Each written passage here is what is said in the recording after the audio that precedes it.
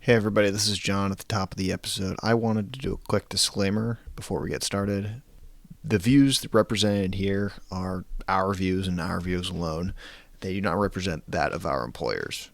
To that end, please do not try and find our employers either. Thanks.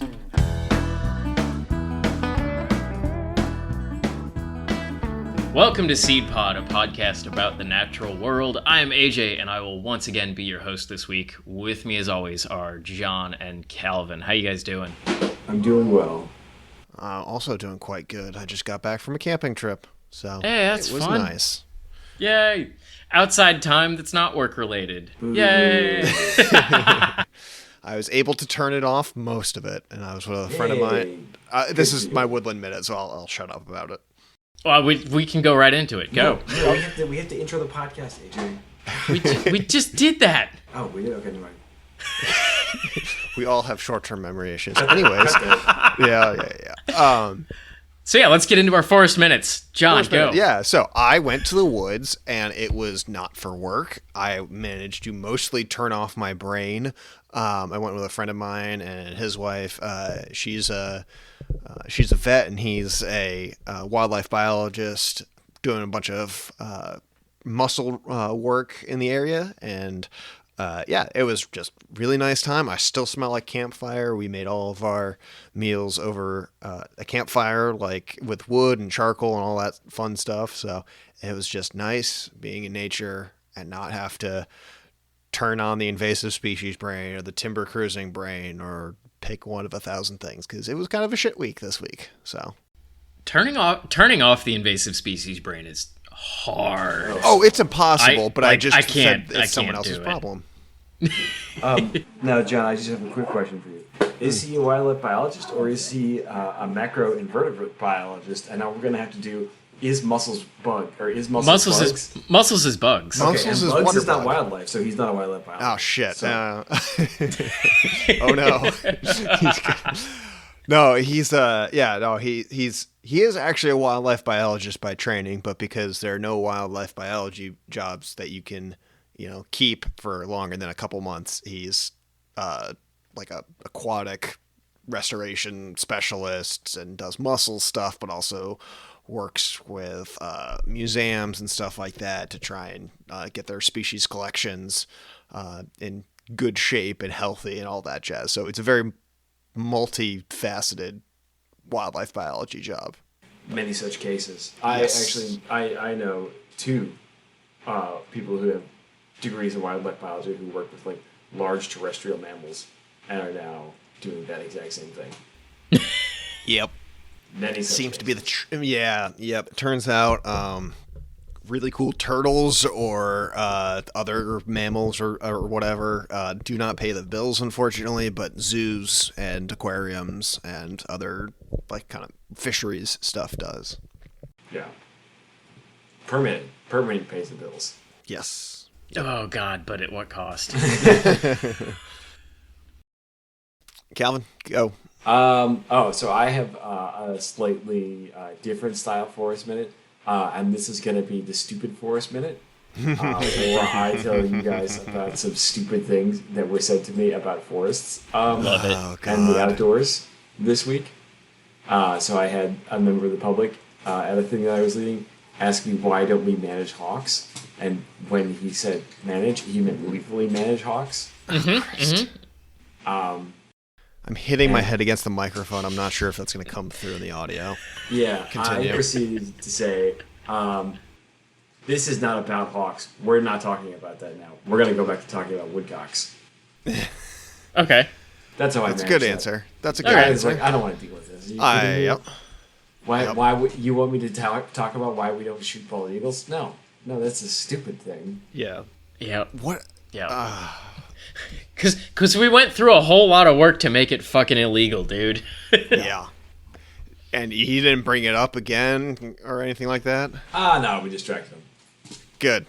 We distracted them. Distractions work for old people, hopefully old and small Oh, yeah, babies. it's We get that question all the time, talking because with us it's quail, and everybody wants to know why we can't why they can't shoot the Cooper's hawks. Yeah. That was the same thing here. It was like, Yeah. Because you need more habitat, motherfucker. That's what we proceeded to explain. Okay. Yeah, that was. The problem is not actually that there are too many hawks. Yeah. The problem is that all of the habitat is just invasive, and the woodcock don't like invasive habitat. I mean, they like earthworms, which is weird in a whole other episode. So we'll just save all the earthworm stuff for a different episode. But listen, earthworms are invasive in most of North America. So and they make up most of the diet of woodcocks. So what did they really do before earthworms? I don't know. I couldn't tell you. Other bugs. And as we've established, bugs is not wildlife, and therefore we don't know. Yeah, who knows? Maybe they were eating mussels. There's no way of knowing. This is simply none of our business. Yeah. Yeah. We're capable of many things. And in this case, we're capable of looking at woodcocks and being like, not my problem right now. Yeah. Today is not your day. No, we can look at woodcocks and say, beep.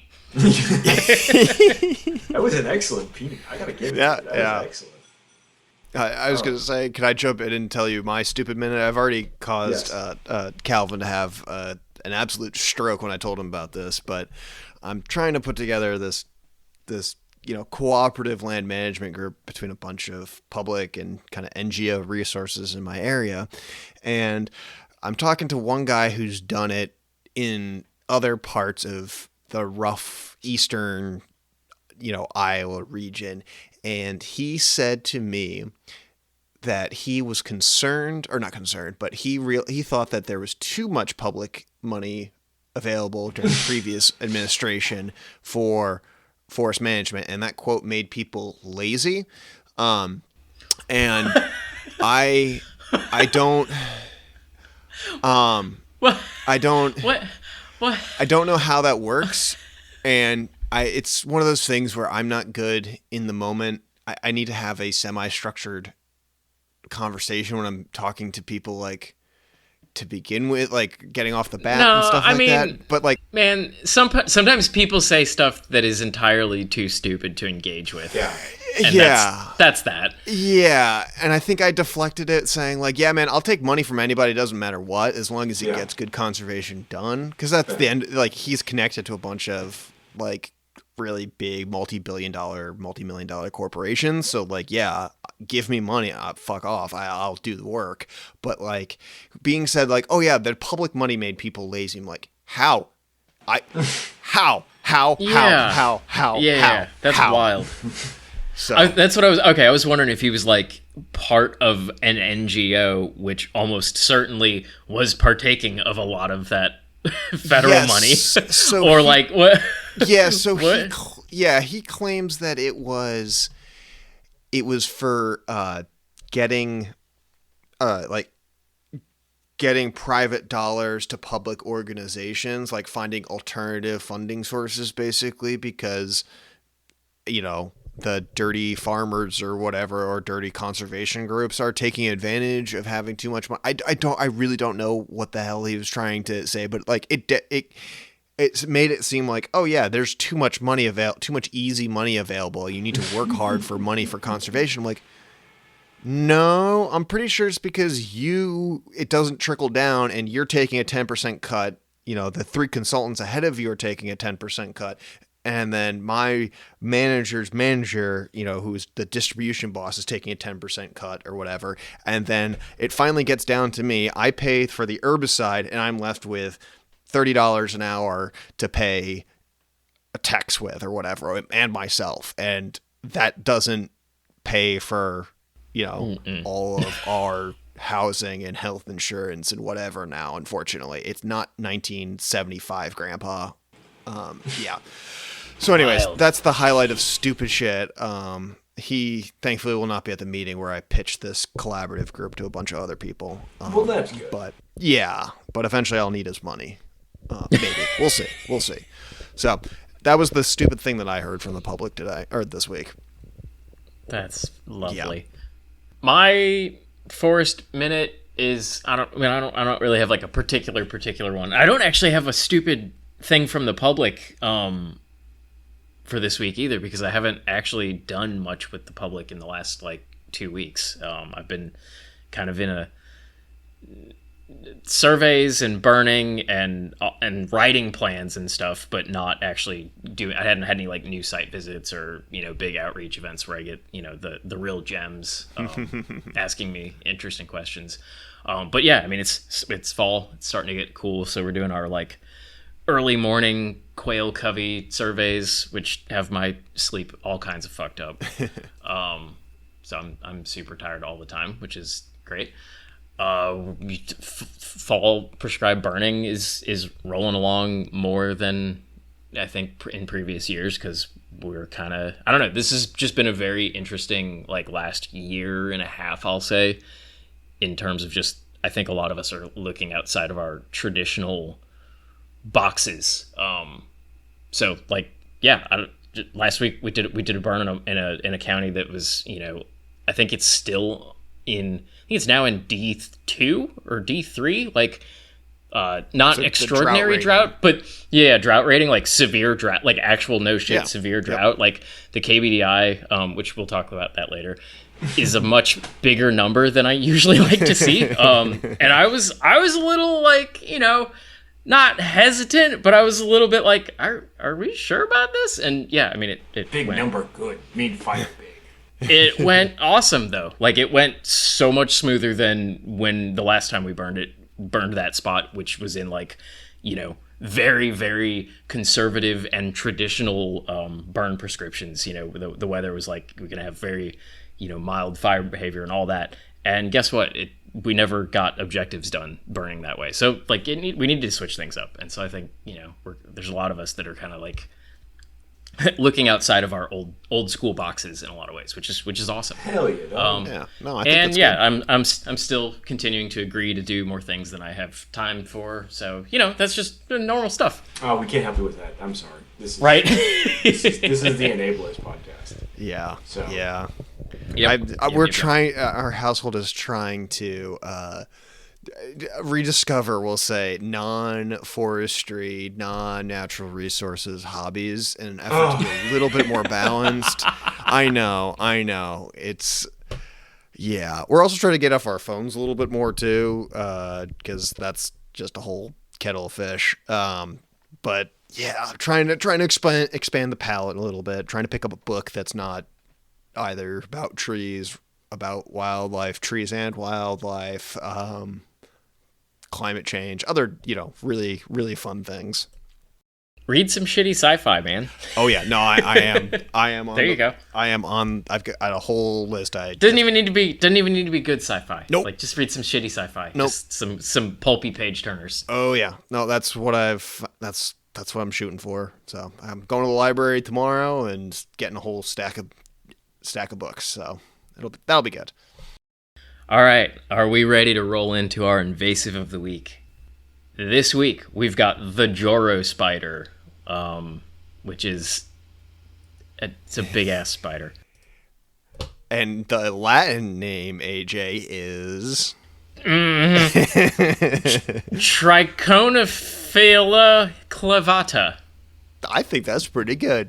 Gonna go with that. It's a big ol'...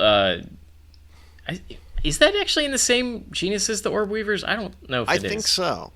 I'm going to click on Triton.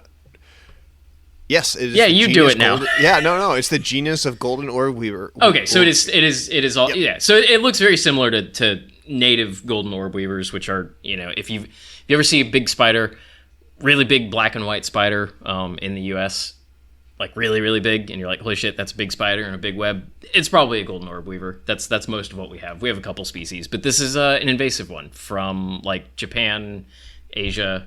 Yep. Japan, looks China. Like a lot of South Korea is popping up. Maybe, yeah, okay, South Korea. Part of the reason that actually kind of segues into why it's becoming invasive here. It tolerates cold way better than a lot of our native spiders, and so it can. And it's obviously like we've got spiders all over the country, even where it gets very cold in the winter. Like spiders can tolerate cold, but it can be like active in very cold temperatures as well. So it can tolerate cold a lot better than a lot of our native spiders. Certainly better than our native golden orb weavers, and it's just really big. It'll eat fucking anything it can catch, because at the end of the day, it's a spider. They are really chill. Like, they don't bite people unless you are really fucking with them a lot. And like, for their size, like, they're big spiders, but for their size, they've actually got like pretty little fangs, and they don't really hurt that much if you get bit by them. But yeah, they're still invasive. They're probably displacing native species. Obviously, they're going to eat anything that they can catch, including native species. They can balloon, which is a fun thing that spiders can do to disperse and travel. They like shit out a big old parachute of silk from their little spinnerets and go lofting in the wind and travel for long distances that way, which is super fun. That's you'll occasionally, when they show up in a new place, you'll get like a little burst of like media sensationalism about giant flying spiders, and that's these guys. They're not actually flying; they're more parachutists. They are gliders. They're style. No, they're the glider troops of the bug world, I think. Yeah. Well, kind arachnids. of. Yeah, arachnid world. Yeah. Yeah, but arachnids is bugs too. Yeah, that's fair. Okay, that's fair. If mollusks is bugs, then arachnids are certainly bugs. Yeah, okay, that's fair. No, very fair, very fair. Yeah, there's no control methods for them. They're spiders. Like, we're not gonna be able to get rid of them. You're not spraying herbicide for spiders. There's no pesticide that just targets, Joro spiders. There's not going to be any biocontrol. Like, they're here to stay, and they're going to probably fuck some shit up. It kind of remains to be seen, like, what the actual impact of them is in a natural setting. And they haven't been, or at least I haven't heard about them until like around the pandemic, I want to say, is when they popped up. That's when they first showed up. Yeah. Okay. Yeah. That's. Uh-oh. That is when they first became like very visible in a lot of very more densely populated areas. They've been here since earlier than that. They've been here since like the mid-teens, I want to say, maybe 2014, 15. Sorry. I thought you were going to say like the 19 teens. No. Sorry. No. Like, they're still recent, but like not pandemic.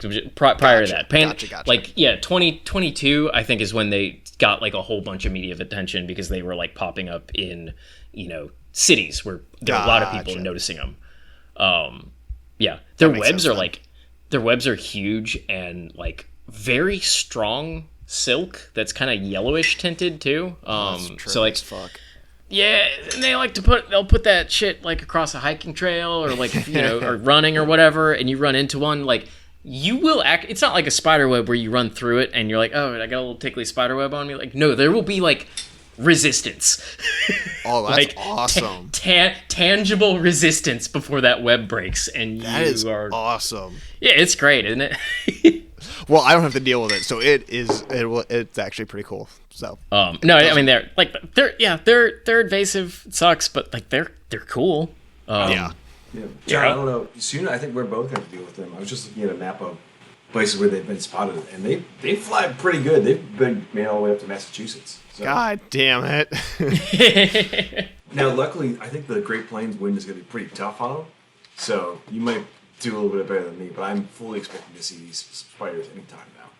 Or yeah, because the wind is so much windier, they're going to be able to like cover 50 miles in a day or something like that, and it's going to be the advanced shock trips of like I'm going to say spider army. If there's anywhere in your neck of the woods that they would be, it's where you are at, because you have actual trees and woods rather than just, the nice combination of it blows constantly during fall right now. Like, I've got a bunch of wind warnings tomorrow and red flags and stuff like that, and it's we've got trees and shit nearby, so it's great. Yeah. I love a globalization. There was no mistakes made. Yeah, not a single one. Perfect. No notes. Zero. So yeah, so one thing that I do see about the Juro spiders frequently is like, well, we don't know what they do. They might not be damaging. We can't really I see that all the time. It's like, no, bullshit. they're a spider. They're gonna eat everything that they can fucking catch, which is spiders. A lot of things, because they're a big ass spider. Of course they're gonna be damaging. Yeah. I remember seeing all those articles about like, well, we saw them eat a lot of brown marmorated stink bugs, so maybe that'll be a good thing. Because brown marmorated stink bugs are also invasive, and they're big pest species down here. Yep. But like, there is nothing to suggest that they're gonna have like, they're not preferentially eating those. They're just eating them if they get caught in the web. The same way they would also eat like a fucking, a house gecko too if it get caught in the web and was small enough. Like they could eat everything. It's a spider. It's a spider. It doesn't know nor care. Yeah, and it's like as long as it can catch it in its neck and net and Protect your neck. Protect your neck, everybody. We're going back to high rough collars to protect ourselves from the Juro spider. Yeah, someone should have told Charlie Kirk about that. No, Jesus. Juro spider got him. Anyways, where was I going with this? Shit. I don't know, but I love that news conspiracy theory.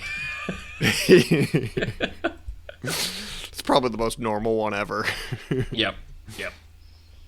But so that's the Juro spider. Oh, that's what I was gonna say. Is like, if it's catching brown stink bugs, then it's also catching native insects that have a higher value for maybe birds. Also, if the web is as strong as it is, could it catch a bird and eat it or whatever? I don't know. I'm not a wildlife biologist or a bug biologist. I don't think that I don't think it could catch a bird. I don't think the web's that strong, and honestly, probably the spider's actual venom is probably not strong enough to actually immobilize a bird. I probably shouldn't do bug or spider extremism or spider panic or whatever. Spider panic. They kind of get a bad enough rap as it is. Like, they are creepy and crawly. Yeah. Well, so the moral of the story is, they're definitely doing bad things. Just because we haven't lately, that doesn't mean they're not a problem. Yeah. Correct. Which is the argument I have seen some people make is like, well, I can't enumerate what the problem is. I mean, and this is a larger issue that I see with a lot of invasive species. People want you to enumerate the exact issue, the exact thing that this causes. It's like, dog, I can tell you the problem that most of these invasives cause. Like, why do you want me to find the exact specific one that this caused? Yeah. Nothing to lead you to think that this wouldn't. That master's degree research hasn't been done yet. Yeah. Because the master's student's still a bachelor's, maybe. Yeah. Also, we don't really need it. Like, I can just tell you, it's eating a bunch of natives. Like, I don't. Excuse me. Next question. And displacing native spiders. Next question. Yeah. But so that's the Juro spider. One thing that we could clean up here. There are specific arachnicides that you could use on it, but they're going to be pretty broad spectrum and kill lots of other things. Oh, so yeah. It's it would only kill. It might only kill arachnids, but there's still way more native beneficial ones than not. Yeah. Plus, no one's going to give you money for Juro spider control. Yeah. Hell no. I wouldn't give me money for Juro spider. I'll take the money for it. Look, I'll take the money. I'll try it. As far as could a biocontrol be developed? Yeah, probably, but potentially. But like, you got to have those usually cost about $10 million a pop, and someone would have to care enough to give me $10 million and then send entomologists to Japan to find the spiders. So, and that's 10 million to develop it. That's not 10 million, and then we've taken care of Juro spiders. Yeah, that's 10 million, and now we have something that costs 20 million to deploy per acre. This government is really like, it really wants to go after invasive plants and conservation generally. This is the administration that's just going to drop oodles of money on it. Yep. Mm-hmm. Oh yeah, certainly. Yeah, and best case scenario with the biocontrol is that you're getting moderate like population reductions out of it. You're not getting like a species elimination. Yeah, we'll say. Yeah, it's. I mean, if we think about it in the terminology we use for herbicide, like, you're not getting control, you're getting suppression at best. All right, well, let's get into our actual topic this week, which is part 3 of our little mini series on prescribed fire. Last time we talked about longleaf pine as a tree and as an ecosystem, and we kind of talked about the reasons, the objectives, why we do prescribed burning. As I promised, this week we're going to get into the more like nuts and bolts of actually doing prescribed burns and what that looks like. Before we do that, I want to take a half a minute to clarify something. Last week I went on a bit of a rant, a bit of a tear about cultural burning, and I want to make something very clear. I don't have a problem with the actual practice of cultural burning. There are valid management objectives from both from a land management perspective and then also from a cultural traditional perspective to do that. My problem is just with the term cultural burning kind of obscures all of those really good reasons that people are doing those burns. The practice is great. I think the term is silly and kind of hides, the care and thought and expertise that goes into actually doing it. So I kind of wanted to make that clear in case it came off like I was saying that cultural burning is stupid. It's not. I just don't like the term. I think it's, we did some, outside of this podcast, we did some learning and growing about the term, and we learned that there are definitely times where it can and should be applied as a separate management tool compared to broader prescribed fire, etc. But it can also be used. But there are definitely valid times where it's this is a cultural fire that's being done for cultural reasons and less of a planning management reason. Yeah, and honestly, in most of those times, if you really drill down, there's probably a management reason for it. Yeah, I think that's true. Yeah. You're managing for. I don't know if I've ever seen a prescribed burn that only had one objective. Yeah. Yep. No, that's fair. We have to do multiples. So it's a complex topic. Yes, and we're not the end all be all resource either, and we're all still learning. And it's a good day when you learn something new, and all other stuff is actually true. So hey, I think it's good. The other thing you should take away from this, listeners, AJ's been canceled. Burn. Yep, I'm canceled. We're now. Sure. This is the post-cancellation episode. Womp womp. Yeah. All right. So let's get into it. Actually doing a prescribed burn, what does that even look like? But I guess before we get into some of the stuff I have down, Calvin, John, what are your experiences with doing prescribed burns? I've done I know you know what they are.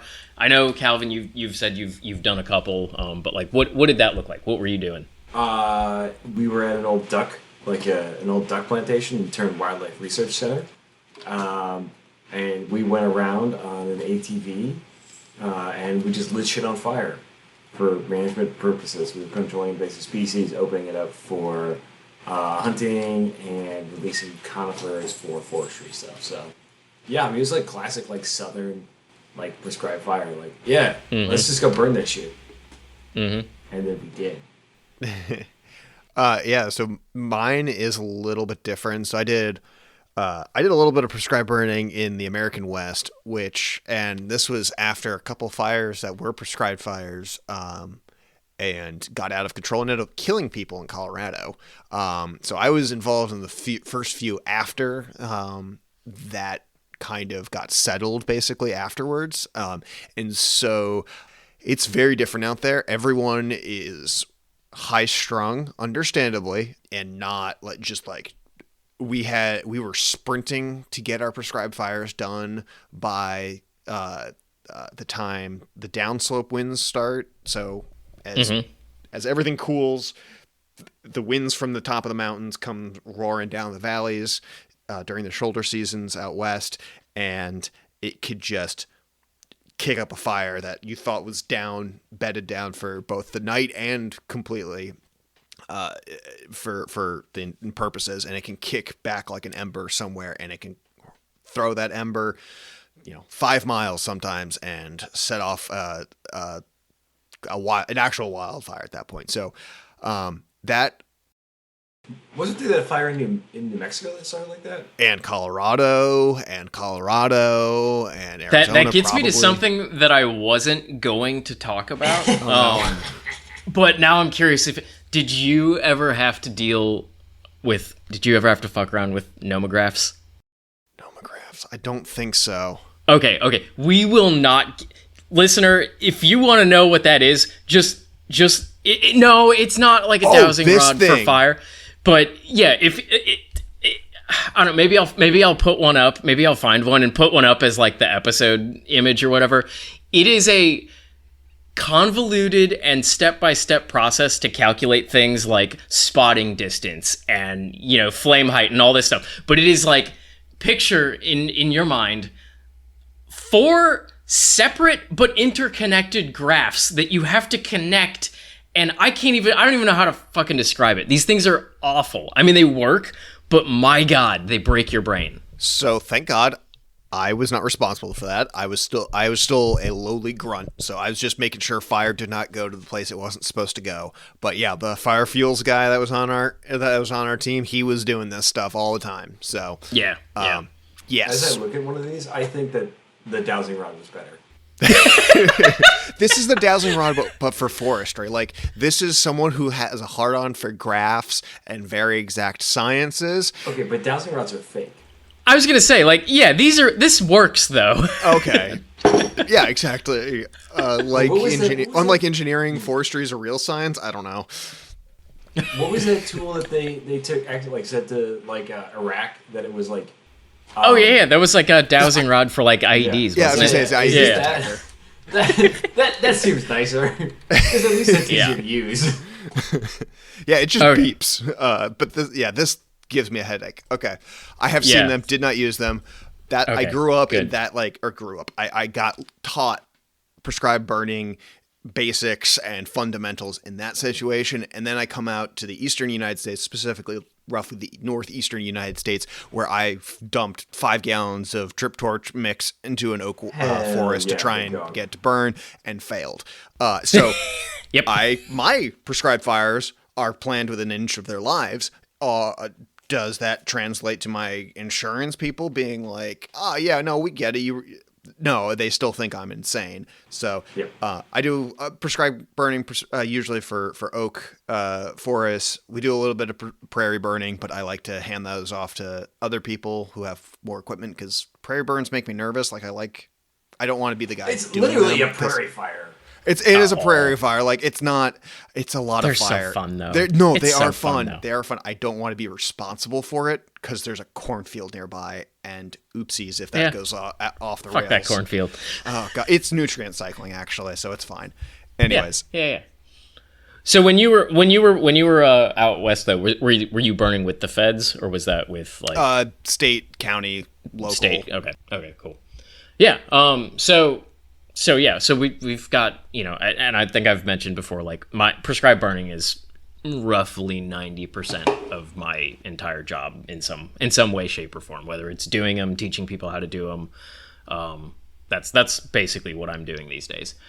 So we've all got some experience with it. So a lot of this stuff is probably not going to be new. Although maybe it'll be new to Calvin because he's only done the southern redneck burning. Oh yeah, this was his redneck. And now y'all, you should know, I'm in the South. Like, I'm in a state where that is what a lot of people do, but I also work for a government agency, and so we're not allowed to go that way. And for pretty good reason. Years ago, this is way before, you know, I worked down here, we were very close to losing the ability to do prescribed burns at all in this state. Wow. And that was because basically smoke from a prescribed burn laid down on the interstate. I believe it mixed with fog, and smoke mixed with fog is always a bad time. And laid down on the interstate. There was a fatal accident and some lawsuits, and very, very close to completely losing the ability to do prescribed burns at all in the state. Somehow the compromise was made that, like, no, instead we're going to actually pivot and kind of enshrine the right to do prescribed burns in the state law. Like, that is a right that we have. The trade-off is that we have to get a burn permit. A lot of states, you don't have to call for a permit, you know, to do a burn. You just go do it. But we have to, you know, the State Forestry Commission is kind of the governing body for that. So we have to call them. Even I, as a, you know, agency burner, I have to call them and get a permit. The only people that don't are DOD, because rules don't apply to DOD. Yeah, DoD does not have to follow any rules, basically. Oh, I thought you said DOT for a second. I was like, what No, the no. hell do the car jockeys have? And they're like, DOT. Oh, defense. Oh, Yeah, right. yeah. Sorry, defense. Yep. So like, the big military bases that do a lot of burning, like they don't have to call for a permit. But So, everyone else in the state does. We also have a prescribed fire law that enshrines prescribed fire as a thing that forest owners can legally do. The thing is, to be covered under our prescribed fire law, you have to jump through some impossible to reach, like you have to go through some impossible to reach things. I'm really jealous of you. Yeah, it's very nice. We start out with pretty good protection from liability concerns in this state, and then even past that, like for those of you with a legal mind, you're held to a simple negligence standard already. Like that's the minimum, and then if you you go through a certification thing, and there's a few hoops, but it's like it's not hard. It's very easy. Then you get even more protection. You're actually held to a gross negligence standard, which like is really hard to prove. If someone sues you and the law says that like you have to be proven grossly negligent, it's real fucking hard to prove that. It's like gross negligence is like, you got told by me, I'm gonna go out and do a fire, and AJ comes out and tells me, hey, this is a really bad idea to move or to burn.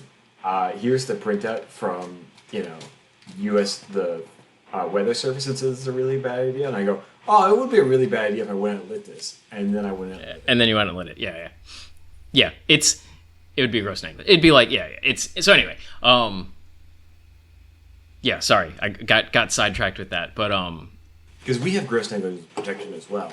It's just impossible to reach the. But it's impossible to get to that point. Yeah. For us, it's pretty easy. It's.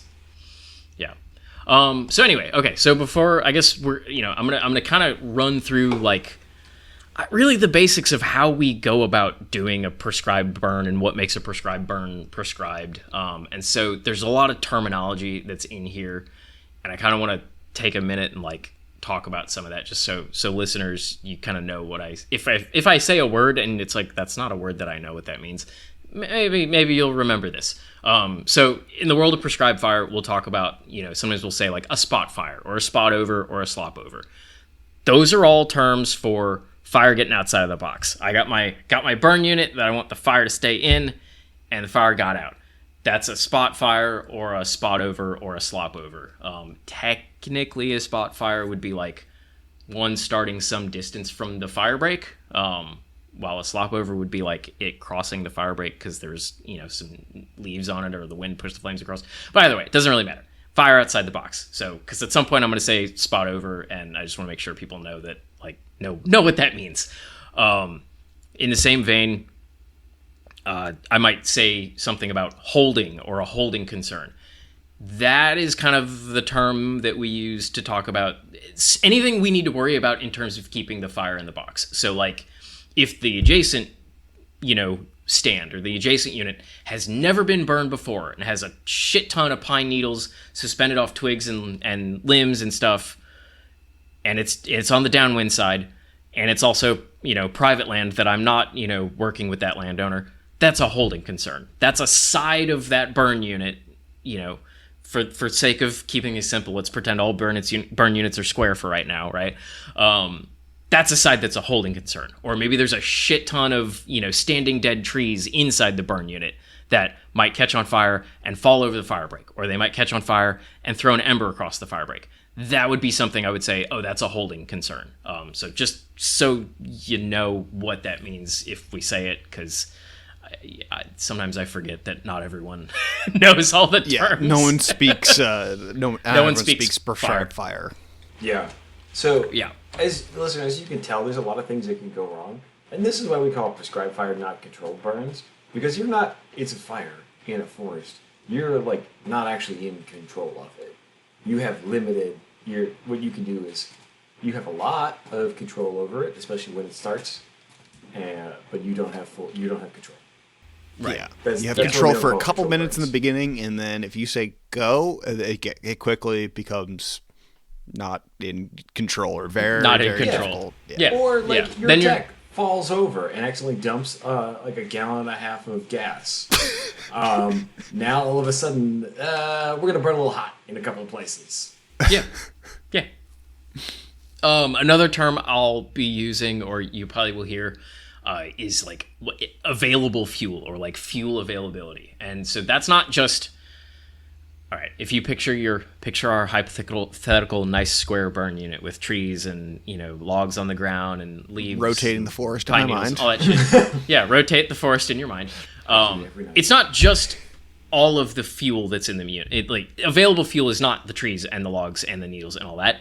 It's the stuff that's actually going to be able to burn and contribute to the fire on the day that we're doing the burn. And so what I mean by that is, if I had, 12 straight hours of like a nice steady soaking rain and then 48 hours of sun, a big old rotten log inside the unit is probably not going to be available fuel for a prescribed burn, because it's probably still pretty waterlogged, right? Yep. Or like a tree that just blew over in a storm, but all the leaves are green still, and the limbs still have live, they're still full of sap, they're still full of water. Most of that tree is probably not available fuel for prescribed burn, because it's just no way that it's going to cook all that moisture off and burn it. Maybe some of the leaves will become available because they'll dry, but like the whole thing isn't. Most of the thing is going to be intact, maybe some light charring on the outside, but it still has tons of water in the cells, which is going to keep it from burning, because that's like the plant's objective. Yeah. Yeah. Well, most plants. Some plants' objective is very much to burn. That's true. Yeah.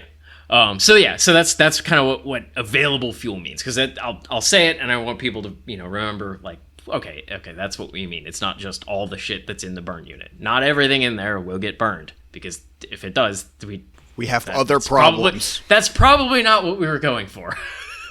Most of the time. Sometimes it is. Yeah, birds of the dirt, baby. Every time. All right, so let's kind of just walk through it, right? So we got a landowner calls me up, and they got 100 acres of like piney woods, to burn. What do we do? I'm not gonna just go run out and start lighting shit on fire, right? Calvin, I know you would. Fire break box. Fire baby. Next question. Well, okay. The first thing I'm gonna do is come up with a plan of some kind. For me, it's like, look around. Is there anything, obviously on like Google Maps or your mapping software that like raises a red flag or something like that? So is there an airport next door or something along those lines? Like something that you can't get around that would immediately just say, nope, sorry, we can't manage with fire here. Let's go to the next option, or maybe this is a longer conversation that we have to have rather than box, burn it, let's go. Right, like a burn plan is kind of what separates a prescribed burn from like basically arson, right? Like it's yep, yeah. And I'm going to say, like, a plan can be all kinds of things. They can take all different shapes and sizes. Like a U.S. Forest Service burn plan can be like insane. Well over 100 pages long. The ones we use are like 3 pages that's with a map. Yeah. Our state forestry commission has a template that they use for when they are burning private land, and it's the one that we send to private landowners for them to use, because again, going back to like our liability protection in the law, like having a burn plan goes a long fucking way to saying like, hey, I'm not grossly negligent. So like, why wouldn't you do it? And it's just it's a 1-page Excel template that you fill out, and it's got a lot of stuff in it, and we're gonna go through a lot of that. But like, yeah, a burn plan, pretty important, pretty good idea. And like John was mentioning, like the first thing for a burn plan is like, I want to go put eyes on the unit, right? Like I want to go see what it is we're talking about. I want to talk to the landowner or the land manager and find out, what are we trying to do with the burn? Because that's going to change how we do things. We also need to look in the box to see what kind of invasives you got, because some of the invasives, like we talked about with Japanese climbing fern, if you just burn that without doing any management ahead of time, you're going to have an unsafe fire if you have like a climbing fuel, or lattice fuel. And B, you might make your invasive problem worse. Like if you got a bunch of tree of heaven in your unit and you just light it all on fire, it's a bad time. Fucked. How does Tree of Heaven like litter burn? I'm assuming not well. I'm assuming it's kind of I would assume it's probably hard to actually run a fire through that and top kill like a lot of Tree of Heaven. Yeah, and it responds to top killing just by stump sprouting. Yeah, root suckering and just root suckering like the crazy son of a bitch that it is. So I was gonna say, it's evil aspen. That's what it is. Yeah. Yeah. And so it laughs at being killed. Yeah. But yeah, so you want to put eyes on the unit. You want to see invasives. You want to see what are the fuels. Again, going back to available fuel. What are the available fuels going to be in the unit? Has it been burned every 2 years for the last 20 years? Or is this the first burn in 10 years? Like those or are 150 years in some or cases. 150 years, or what are we trying to accomplish? All that stuff is going to change how we burn, and it's going to change what we need in terms of resources and in terms of like fire breaks, right? Like it's not enough to just say like, oh, I've got fire breaks. Well, what are those?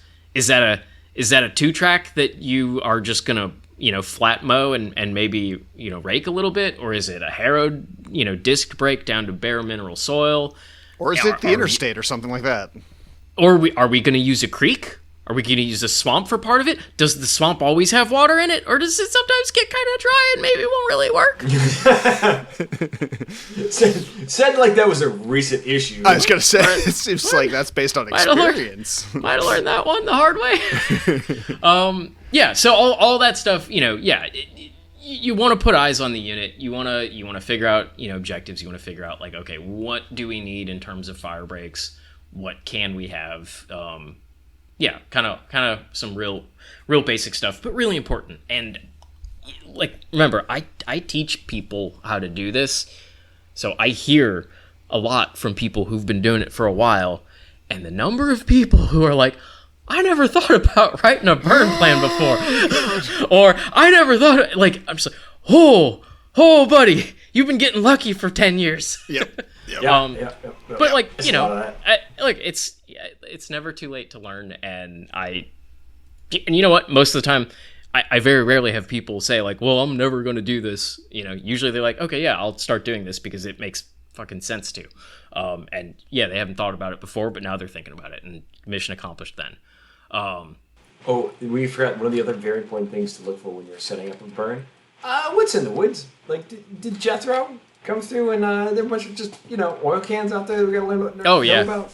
Yeah. So I think in conclusion of this, like, first chunk is take a look at your aerial imagery for 30 seconds before you go out to the landowner or your own site, and then like actually walk around the woods, double check to make sure there's no random gas cans, double check to make sure there's no very sensitive species that are fire intolerant that would be completely extirpated or something like that. Check the obvious boxes. Is surprisingly often needed to be looked for. Or it's not even the gas. I've never run into the gas cans. For me, it is always Jethro's tire pile. Oh, yeah, that's a great one. Yep. That fucking thing is always out there somewhere. Okay, so we've figured out objectives. We've looked at the burn unit, right? We'd say we got fire breaks in, or we at least know what we need to do for them. What's our next step? For me, I'm looking at the weather. Right, I'm coming up with, and I'm not looking at the weather for the day of the burn. I'm looking at the weather as part of writing a burn plan. I want to come up with what is the burn prescription, what is the prescription that is actually going to accomplish the objectives that I need. Working backwards from like, okay, we got to kill a whole bunch of hardwoods. It's gonna be very different from I need to promote white oak. Right, two very different like intensities, especially your neck of the woods where. A certain amount of degrees you're immediately treating for longleaf as opposed to a post oak stand or something like that, or upland oak stand of some sort. Yeah, exactly. So really, and like I said, like that's the prescription and the plan are kind of two sides of the same coin, right? Like the prescription is the weather and the unit conditions you're looking for, and the plan is that. Plus, I guess for us, it includes like how are we going to actually, roughly speaking, tackle the burn. So for me, and I kind of, the way I've started like kind of teaching folks about this is I say the plan is you trying to preemptively manage the burn in kind of 3 different, facets, I guess. So like, first, you're trying to manage the fire inside the unit to actually achieve your objectives, right? That's pretty obvious. 2, you're trying to manage containment. So like, I'm picking, my burn prescription is also taking into consider, is the fire going to stay in the box? Right? Like, I might achieve objectives, but am I also going to be achieving my objectives on 1,000 acres of land that I'm not trying to burn? Because then that might be a problem, right? You just call it overachieving the annual goal. That's what I look. If it stays on the property, it's bonus acres. But and then the third is I'm trying to manage smoke, and that's one that I think a lot of people kind of forget about. Until something bad happens. Case in point. I'll be honest. So I haven't had anything bad happen, but I have. I have had issues with smoke dispersion, or not smoke dispersion. Not even smoke dispersion, but just the just sheer volume of smoke that I'm putting out compared to a lot of other things. Because prairie fires, which is most of the prescribed burning, it's a pretty light. There's not that much. There's a lot of fuel on the ground, but it's very light fuel. But a timber burn out here, oh man, that kicks up a lot of smoke and. It's difficult to do, and I'm still learning better management practices personally. But yeah, that's something I've started like trying to dive more into. It is a whole thing because you've got it's not just smoke, it's not just it's the quantity, but it's also the duration. Mm-hmm. And then it's the quantity over a certain duration, and we'll kind of get to that a little bit later as well. But it's also not just the visual thing; it's also an air quality thing, and that's what started nailing us. We've got a couple parts of the state, municipal areas with EPA air quality monitors in them, and we got a few that are pretty close to being designated. What do they call non-attainment? Which is just the EPA basically saying like your air sucks, you got to do shit different. And it's real bad if that happens. There's a lot of legal shit that goes on that gets triggered then, and it's not just a problem for us doing prescribed burns. It's a problem for industries and just people in general. And like again, at the end of the day, like it's also just air quality. We want good air quality. It's not just about avoiding. It's pretty foundational. It's not just about not getting yelled at by the EPA. It's also about there with clean water of like shit that humans need to like not, die. Like yeah. So we're looking at a burn prescription, right? And for us, and the way our plans are structured, I'm not going to get like super, super deep into the weeds on dorky weather stuff. We can, because there's a lot that you can get into. But like we're going to go over kind of the basic stuff that's at least in the plans that I write and the ones I use for landowners. And some of it's like super basic. Makes sense.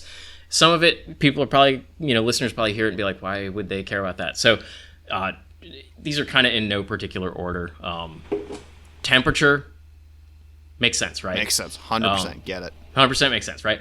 Usually, I only care about the high temp for the day. That there's not really ever too cold to burn. That doesn't make sense. False. In the Northeast, it is too cold to burn. Or not even. It's not too cold to burn. I will always try to burn, but it won't actually work. The dots start falling apart. Yeah. So for us, like we usually just have a high threshold. Like for us, a lot of the time it's going to be 85 degrees. We try not to be doing active ignition if it's above 85. So remember that just means, look, if the fire can still be going by the time it gets above 85, but we just try not to be. We don't want to start it if it's already that high. That's a general rule of thumb. We go outside of that box all the time for good reasons, and we'll talk about that. But also, the main reason that wouldn't be fun to burn in. I'm about to get there. Because there's a couple reasons we care about high temperature. First, high temps mean that all the fuels are preheated. That shit's already hotter. It's already closer to its ignition temperature, right? So it just means your fire activity is going to be. You're going to have higher fire activity, higher fire intensity, and that can also mean higher severity, which, like for me, if I'm doing understory burning, that means I'm more likely to scorch the overstory trees that I probably don't really want to be scorching. I probably don't want to be cooking the shit out of all these pine trees, or, if I'm in, an oaky area, like, I probably don't want to scorch those either. So that's why we care about high temps from a management standpoint. And yeah, like Calvin said, it also just is not fun to burn when it's that hot. We care about, fire lighter, prescribed burner safety. If it's going to be 90 degrees by like 10:30 in the morning already, and I'm going to still try to burn, like, that's fucking sucks. That sucks so much ass. If I can't avoid it, like, I don't want to send people wading through vines and shit and then become like heat casualties, and then I have to go, like, it's a whole ass thing. We don't want that. Hey, but that's not story. to say I was a heat casualty. I almost passed out from dehydration because I was running ignition, and I did not drink a bit. I had one small water bottle. Yeah, man, so that's fun. My very first burn also. Heat casualty. Yeah. Hey, kids. Learning hath occurred. Yes. Yeah. Hey, kids. Drink a lot of water. Drink a lot of Gatorade or sports drink. And while you shouldn't piss in the unit, it's better than being a heat casualty, because shit makes life really difficult every year after that. Because I'll tell you what, I have gotten way worse handling heat after that. I think one of the really important things of writing a plan is just like thinking through everything that can go wrong and how you're going to handle that. Yeah. It's one of the most important things. We got a whole section on the template for that. Yeah. But yeah, so like I should say, like, all these things, we've got our brackets, right? Our borders of a prescription of, like, this is what we're looking for, but we can still go outside of those, boxes if we need to, if we want to still go ahead and try get shit done. So, like, yeah, if it's going to be above 90 super early, maybe I'm just not having people walk inside the unit. Maybe I'm going to ask, see if I can't get a partner, agency to bring a drone or a pyro shot or other fun things, so I don't have to send people to do ignition inside the unit. I can sit on the side. I can sit on the side and shoot flaming ping pong balls into the unit, which is what a pyro shot is, and we awesome. Do this for science and ecological restoration only. Land management. Yes. It doesn't pay well, but it's kind of cool looking. Nope. It's fun sometimes. It is often very fun. So yeah, next one. This one I think throws people a lot until they think about it, and then it makes super sense. Dew point. Why the fuck would we care about the dew point? Because that's how everything that's everything. That's like how everything burns, doesn't burn, how fast it burns. Is my veg wet? Well, relative humidity is kind of the other side of that coin. But yeah, like the dew point specifically, if the dew point's high enough that there's dew on shit, like, we're just sitting there twiddling our thumbs till it dries off. And that kind of fucks us up all the time, actually, because that's prescribed burning in Iowa for woodlands doesn't begin until 1 o'clock usually, because because the season when you have the conditions to burn 9 times out of 10 in a closed forest landscape is when there's usually a ton of dew getting formed, and it's got to burn off because, buddy, even with a good south-facing slope, it'll get some dew, and that shit does not burn. Or it takes a lot of It's literally water. It's just water on the fuel. Water on top of the fuel. It has to be gone. Preheating, we're pre-soaking? Wetting.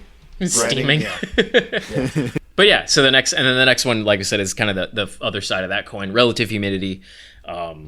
Similarly, like, really high RH, we might not be able to get a fire going. But the opposite of that, really low RH, any ember outside the unit has a decent chance of actually starting a spot fire, right? So we watch RH pretty closely. We watch that probably closer, in terms of planning than we do the dew point, because it's just, at least for us down here, it kind of has more of an impact on how things are going. And we hour to hour too, like, we're paying attention, when it actually comes, this is not in terms of actually, writing the burn plan, but like when it's time to actually do the burn, like, we're looking at that hour by hour and saying, okay, like, it's going to be 30% at 2 o'clock. So we want to be done with ignition by then. We want that fire on its way to being burning out by that point, or, whatever. Because it can make pretty big differences in terms of, like, fire intensity and behavior. And then also, like, remember, we talked about fuel availability.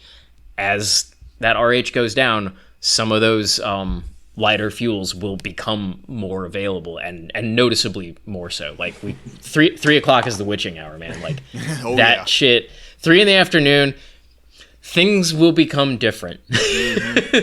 No, so the first burn that I was a part of after the prescribed burns, killed a bunch of people in Colorado. Like, we were literally sprinting because it was 2 o'clock and we had to get everything lit and significantly into the unit because 3 o'clock, it is hot, it's dry, the wind is coming up, things are going to go wrong very quickly, and everyone is already like, has high blood pressure from like, everyone is staring at this burn and just try and see if we fuck it up again. So thankfully we didn't, but it was scary the night after. Like, we woke up and we were doing rotations and it was just howling through and just sending embers off of the burn unit to the green on the other side, and it was. Well, that's not ideal. No, it's not. But that's what happened, and nothing. It did not escape. It did not escape. And now there's a whole collaborative forest restoration initiative focused around prescribed burning. So, hell yeah. But holy shit. Yeah. And that actually, so like with the RH too, like that is something specifically we look at. Again, day of like, what is the overnight recovery going to be?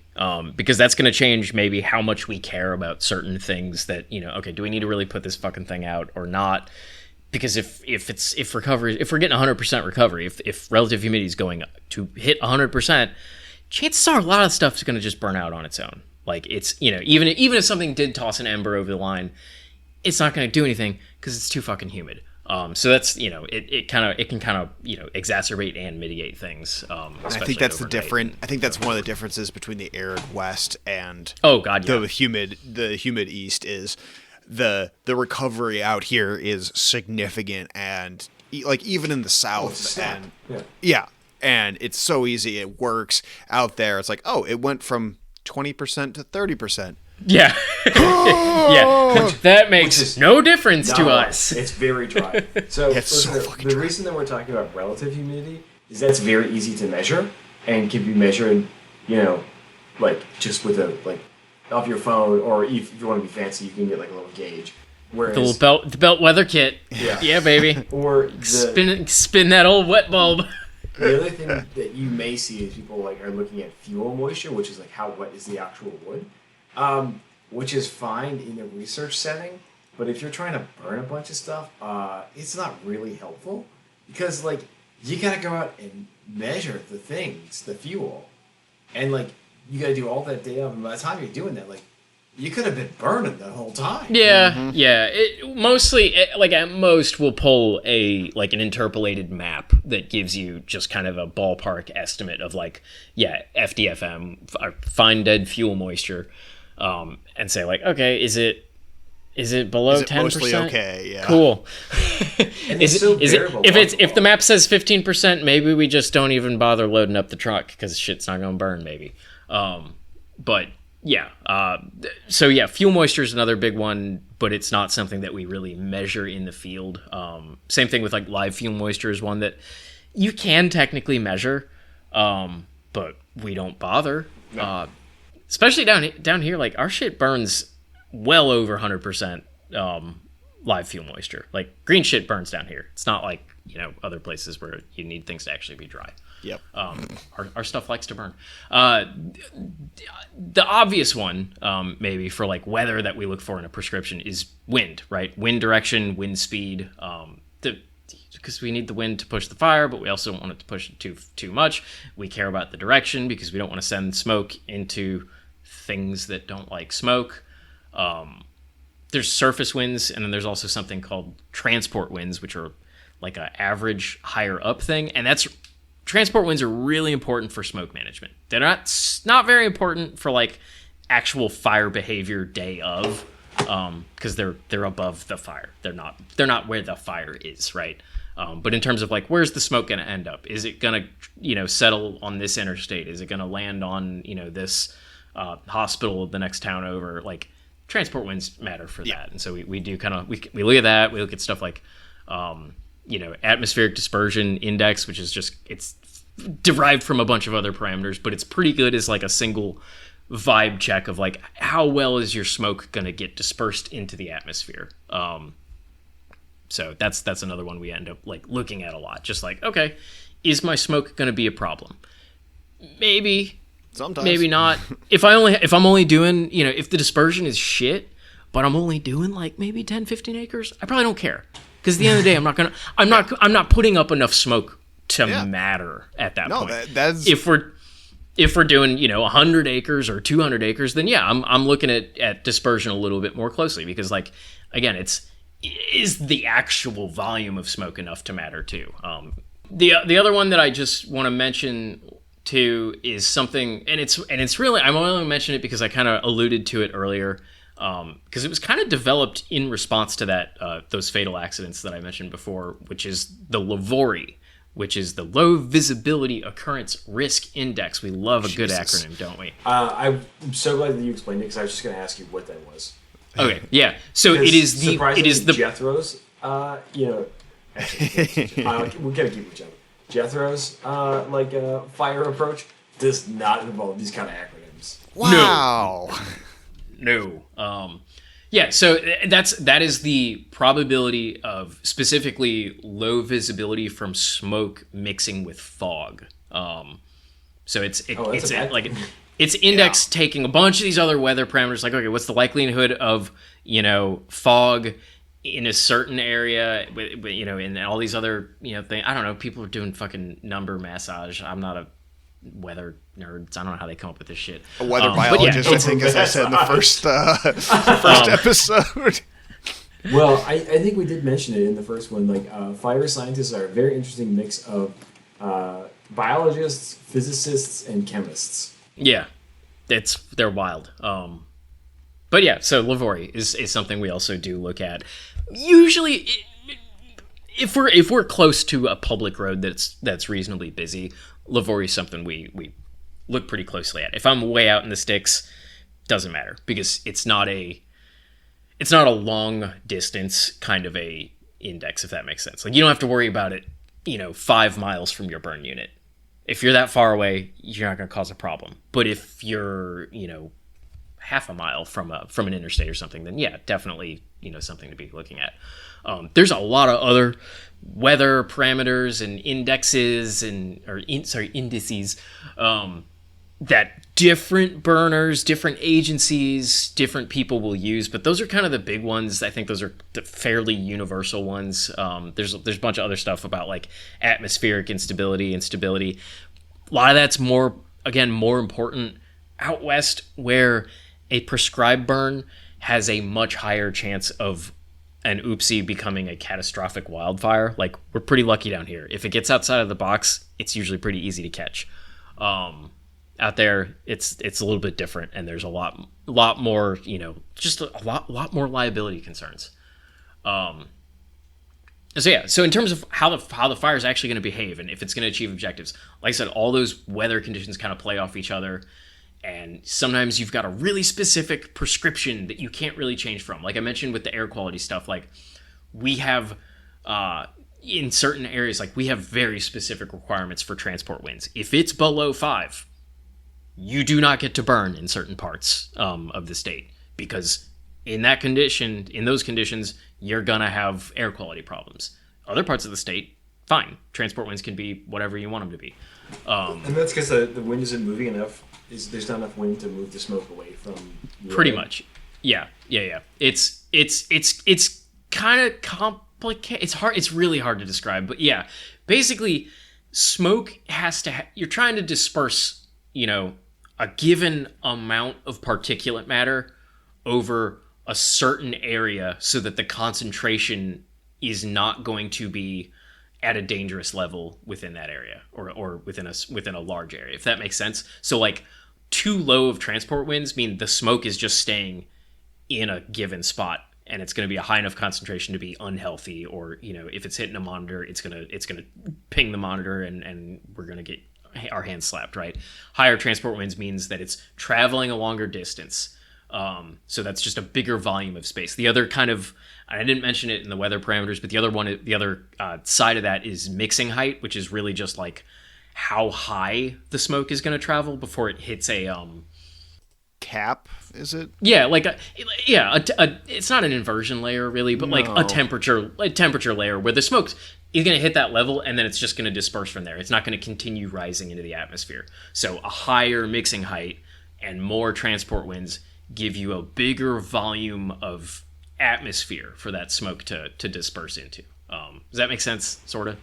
I think so. Okay. Like I said, it's hard. It's hard to describe. It's extra hard to describe if I can't like draw on something. It's easier if I got a whiteboard. Medium, so. I know. It's way easier if I got a whiteboard. And yeah, so like I've said before, though, like a lot of the time, we can get a variance if we've got our burn plan of our like, here's our parameters. We want it to be, okay, I want the humidity to be between 40 and 70%. I can go outside of that box if I need to, if I feel like I can make it work in terms of objectives, if I've got the resources, if, yada, yada. So sometimes we can go outside those boxes and get, what we call a variance. Well, that's also what we call a prescription, because it's not, we're kind of working in an area, but we're not, it's not for sure. Yeah. So like, yeah, we don't always, go outside the box just for the hell of it. Like we have good reasons to, and really at the end of the day, it's if we can still meet the objectives for all three of those like facets, right? Fire effects, containment, smoke management. If we can still do what we need to do, even though with a, then that's a good, then that's a good reason to kind of go for a variance. There's a few other things we put in our burn plans, and some of that's kind of specific to agency folks. A lot of it, I think, private landowners should also do, but they don't. Such the one thing. Well, I mean, we always kind of specify what we want in terms of resources, and that makes sense for us because, like, I can ask for, I can ask for. You can ask for shit. I can't ask for dick. Well, right. Like, it's I can say, okay, I need at least 6 people to do this burn. So let me pull this crew and let me see if I can round up, a few other people. And I can say, I need at least 2 UTVs and maybe an ATV if I can get it. Landowner's not going to have that because they're just going to have what they have. Yeah. So, like, to think about what do you have, what can you get access to? No, absolutely. Yeah. It's much like with all of the things of like your what could happen and stuff like that, and what your options are. It at least gets you thinking about it, which is half the damn battle, right? No, yeah, and that's actually the kind of the next section on our template plans, and like Calvin mentioned before as well is we have a whole ass section that we just call contingencies, right? And this is the shit hit the fan section of the plan where we're writing out like, okay, what do we have if things go bad, right? Do we have are there adjacent units that are also under our control that have fire breaks around them? Do we have secondary control lines? Do I have interior, fire breaks or trails or whatever that if I wanted to cut it off early, I might be able to?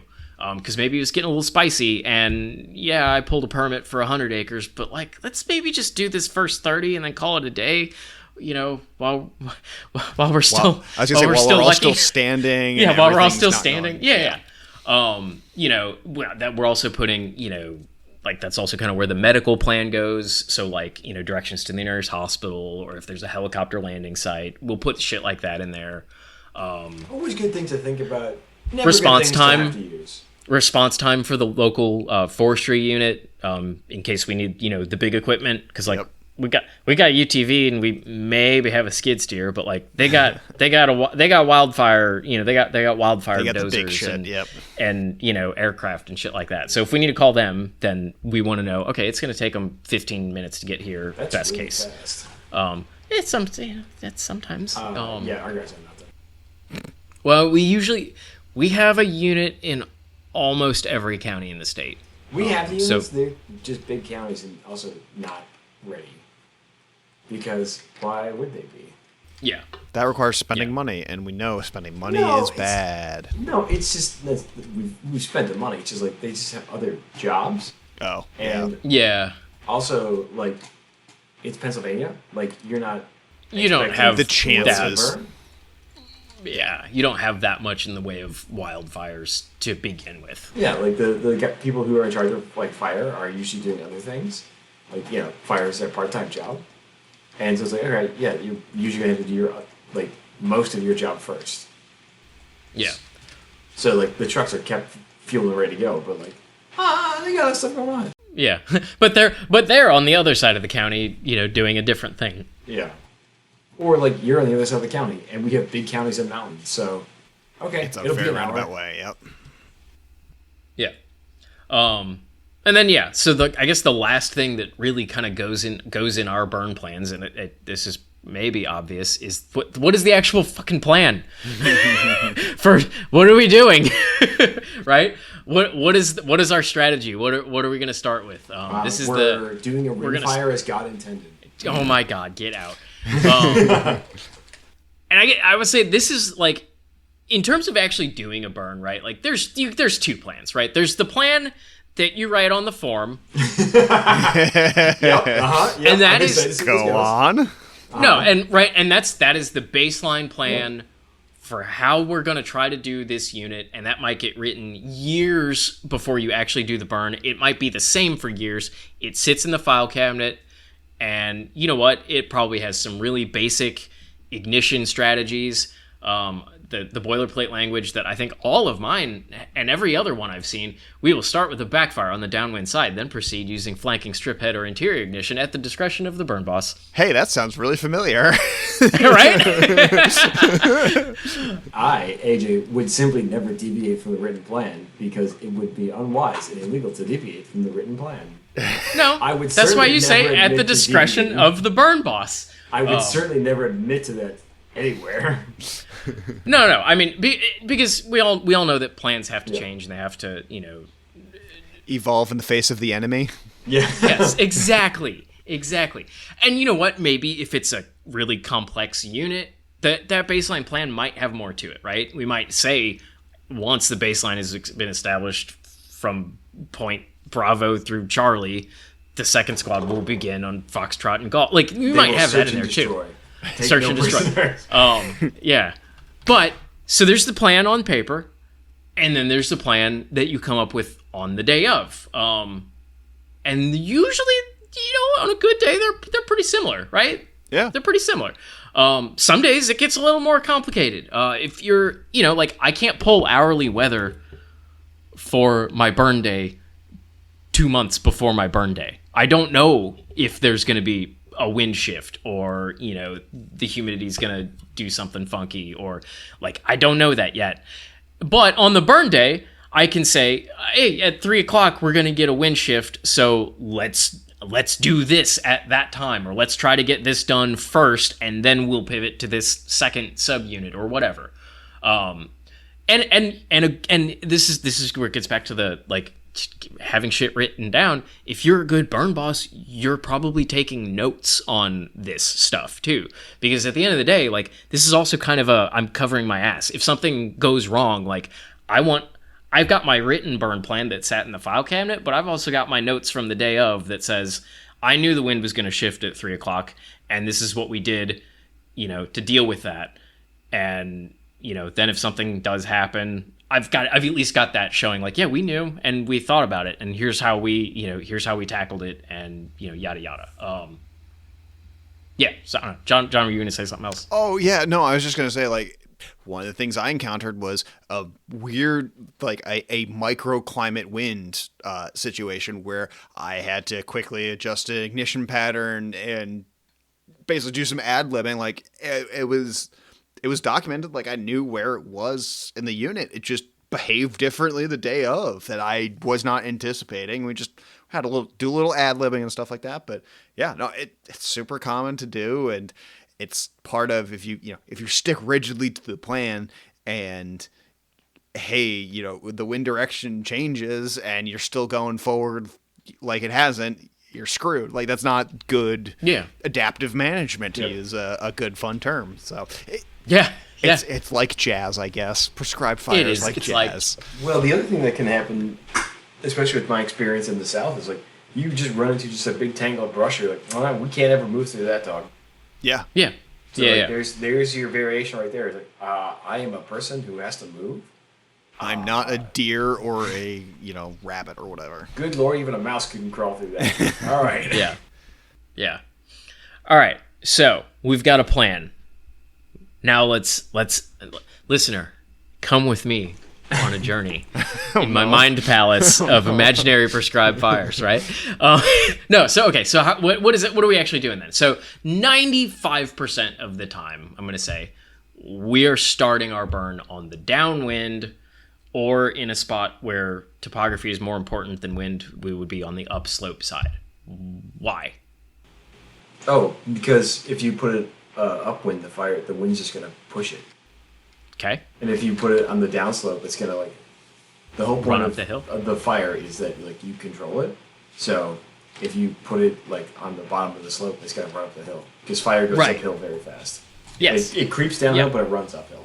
So Yep. listen, a big difference between prescribed fire and violent fire. Violent fire is prescribed fire burns much slower and at much lower temperatures because we're controlling it, ideally. Usually. Sometimes. Yeah, so there's basically three types, let's call it three types of fire behavior in terms of the influence of wind and slope and how the fire is moving into unburned fuels. So if you think of a blob of fire in the middle of just woods, like a wildfire, the fire's going to probably have all three of those going on, right? If you've got wind moving, east to west, and you've got a fire in the middle of the woods on the, west side of the unit, the wind is pushing the fire. On the east side of the unit, the fire is kind of going into the wind. On the sides, it's kind of doing in the middle.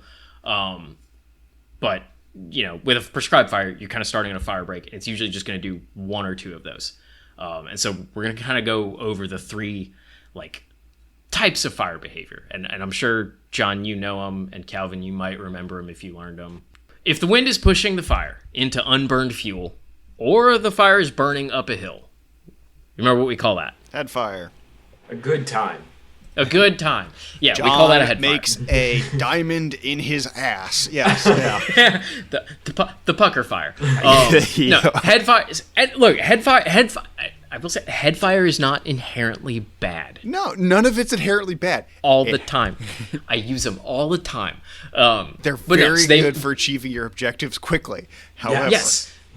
So head fire has the wind pushing the fire into the unburned fuel. And so it moves faster, has a higher intensity, but kind of a little appreciated flip side of that is because they move so fast, they don't always result in complete combustion. Especially down here where we have green fuels or shit's just damp, that flame front will move past and hit, it might burn off the dead fuel or the grassy thatch and stuff, but it might leave the green foliage behind because it literally was not hot there long enough to cook that moisture off and make that fuel available. So head fire move very quickly, but it can leave shit behind. If your goal is to I want to consume all kinds of stuff, a head fire is probably not gonna be the way to do it, depending. I'm always a big fan of it. Okay. Okay. Our right. very chaste discussion ruined forever. Yeah, we're so proper on this podcast. So okay, if the fire is moving perpendicular to the wind or slope, what do we call that one? Flanking fire. Yeah, right, flanking fire. It's the coward's fire. The coward's fire. No, that's next. Yeah, flanking fire is it's not a head fire, but it's also not the next one. It's just kind of the in between one. Flanking fire's easier to control, but still move reasonably quickly. Yeah, they're just kind of the in between. The last one is when that fire is having to move into the wind, so it's fighting the wind to move towards unburned fuel, or if it's burning downhill. Backing fire. Backing fire, yeah. That's the coward's fire. Now that for real is the coward's fire. So, yeah, a backing fire is going to move slower, right? But it might have more complete combustion of the fuel because it's just the fire's not moving that quickly. So that actual flame front is there longer, and it has more time to cook the moisture out of fuel and make it available. Like I said before, 95% of the time, that's what we start with, is a backing fire. Why? It's easy to light, easy to control. Like, you can put it out real quick. It helps. I mean, on the logistics side of it, I was always taught you're trying to basically form a catcher's mitt so you can rip that head fire into the burned over section. So yeah, when it hits that, it drops down, and you don't have to worry about it. Yeah, you might have possible. You might have say you got an 8-foot fire break plowed, but now you light a backing fire, and you let that back for. We didn't even talk about chains. Don't do it. No, we don't need to do that. Just 60 feet. Just a distance. Yeah. 66 feet. 66 feet For specifically. No reason. Don't for worry no particular reason. 66 feet. But no, so you let moving on. Yeah. No, so yeah, but you let that fire, you let it back for 66 feet specifically. I can't believe you bring up chains at a time like this. I fucking love it. Look, me too. All right, I'm gonna be real honest. I love chains. I was teaching high schoolers about chains last week. It's fine. Did you start singing "I'm different"? Yeah, I'm different. These are a bunch of high schoolers, dude. They would have given me the weirdest look. Like, what the fuck are you doing? People love whenever I do my 2 Chainz impression. They love it, and it's definitely still a reference that people understand. Just as valid reference today as it was in 2008. Yep. Listener, we're not going to explain it. You get to look that one up. We've given you all the parts to it. If you're under 30, go fuck yourself. So yeah, you let the fire back away from the fire break. You've basically got a much wider fire break now, because probably you've got more unit to burn. And you might start doing what we call like strip head fires or do some interior ignition to where the wind is going to now be pushing it towards your backfire. But because you've effectively made a wider fire break, it's a lot more secure. It's a lot easier to keep the fire in the box. The other 5% of the time where I wouldn't start with a backing fire, like there's a couple weird scenarios. If the downwind side is just like not accessible, but not something I'm worried about. So like maybe it's a lake or like a really wet swamp where I can't really bushwhack into there to start I haven't really have a need to start a backfire to establish a baseline at that downwind side because there's nothing on the other side of it. Or like maybe the downwind unit got burned 5 days ago. Or it's a pasture and there's a bull in there and you're like, I would rather not actually. Yeah, or that. I do not get paid enough to deal with this bullshit. I've dealt with it more often than I would like to think about it. The only other time I might not start on the downwind side is if I had like a really, really severe holding concerns on a different side of the unit, and like if the wind is like pretty low, because low wind is just inherently always going to be variable, so you might get a little puff from the north, and a little puff from the east, and then a little puff from the north, and a little puff from the west. Like if it's light and variable winds, and I've got a holding concern on one side of the unit, I might start there early in the day when things are still more controllable, the humidity's still up. I can get that start to burn off, and then maybe I'll send people over, to establish a traditional baseline on a different part of the unit. But that's kind of a weird little scenario. It has happened, which is why I brought it up, but it's not common, right? So yeah, we get our baseline established. Then we're done, right? No. There's methods and strategies at this point are as many and varied as the land we work on, right? Yeah, like Calvin said, you can go Beyonce, put a ring on it. Which is the best way to do a fire. It is the quickest certainly way to do the fire. So a ring fire. Oh no! It's the quickest way to do the fire if it stays in the box for you, which it doesn't always. So ring fire is you just walk around your target area and you light the whole thing on fire and you let it burn to the middle. If you're fancy, you'll put a little thing in the middle where you've already burned, so that way it doesn't burn super hot. But as it burns towards itself, it gets really hot really fast. Yeah, if you want a bunch of dead trees in the middle of your unit, ring fire, baby. Yeah, and that is a very valid goal. I was going to say it too. Is like for in eastern Iowa, like that for a timber burn specifically, that is what a lot of the time you end up doing, because just I've literally put 5 gallons of drip torch mix into doing all of this stuff. Like there's just not enough heat, especially in these restoration sites, where if I do a ring fire 9 times, and it's not a south facing slope or anything like that, I won't burn anything. It's fine. Or I'll burn like maybe 30% of the unit, and it'll be really patchy and stuff like that. So like it is a valid strategy, because just you need a little bit of heat somewhere to do something. But like a south facing slope, different story. That's one, do a lot of strip head fires and stuff like that. But yeah, we don't like ring fires for wildlife reasons. Oh yeah, for sure. No, I get that. Yeah, shit can't get things out. It's not great for that. You've lit the whole world around it on fire. So if you have like a turtle, like let's say a box turtle in there, yeah, you boxed it in. That's it.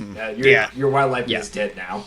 Yeah, but if you do an invasive, so what we mentioned strip head fire. That is kind of what it sounds like, right? Like you got your baseline, and you're gonna walk ahead of that and just drag a strip, or maybe not even a full strip. Maybe you're gonna just do some little dots some dashes at some spacing that is always in an increment of 66 feet for some reason. We don't know why. Depending on how hot you want things to get and how quickly you want everything to come together and burn. And so you've got these little areas of, you've just lit a head fire, but it's not going to travel the whole length of the unit. It's only going to travel until, until either it hits your baseline, or if you got a whole bunch of people, you get real fancy, have a bunch of people go walk, strip the unit, and now the next person's fire is going to run into your fire, which is going to run into the next person's fire, which is going to run into the next person's fire. And so these heads are not ever traveling a super, super long distance. They can't, it's weird to think of fire building momentum, but it does. It does. Especially on, again, I will say this again, especially on like any sort of sloped area. Like it builds steam. Like this is just one that's been in the back of my head, because that was the most recent one we did. It's like it just keeps preheating and preheating and preheating, and it does build. And just having those strips is just like it knocks it down. It may not like completely stop burning, but it knocks it down enough where it just slows it down, slows that intensity down, so stuff can live. You're at we're trying to keep some stuff alive in the burn unit. Yeah. Well, so a big part of fire combustion is you're pushing. This is why fire runs uphill. Is it's pushing heat and flammable material forward, that the fire is able to then combust more. So that's why the strip fire is not. It's all going back to what fuel is available, and are these different ignition strategies resulting in more fuel being available. And that fuel that's available can be aerial-borne like particles in the smoke. Yeah. And in the air around you. Like that is fuel. Yeah, smoke is flammable. It is, yeah. You don't want to see that. I'm going to tell you right now. You don't want to see the smoke on fire. It's fun, but no. In a controlled setting, very cool. Yeah. The smoke on the water is about the closest I want to get to that. There's, and I acknowledge that, and I will apologize. You'll grow for it. You'll grow. Do better. I'm not going to do better. Be better. No, that's not going to happen. I just want to say that I just saw it. I had to go for it. Yeah, we all make mistakes. Like I said, there's tons of ignition strategies and stuff like that. We're not going to go way into it, because we'd have to actually like set up pretend scenarios, and that's ridiculous. But yeah, that's kind of the basics of like how do we do a fire? How do we start it? How do we keep going? Then at the end of the burn, we often do something that sucks. What am I talking about, John? Kill me with a gun. So mop up is it's putting things out. It's putting shit out that's on fire that we no longer want to be on fire, and it sucks. Some people really like it, and those people are insane. I need names and addresses. I'm not giving you names. So look, and sometimes there's no mop up at all. Sometimes you get lucky for liking mop up. And mop up is very different based on the unit. It's different based on agencies. It's different based on what you have available. ecosystems. That too.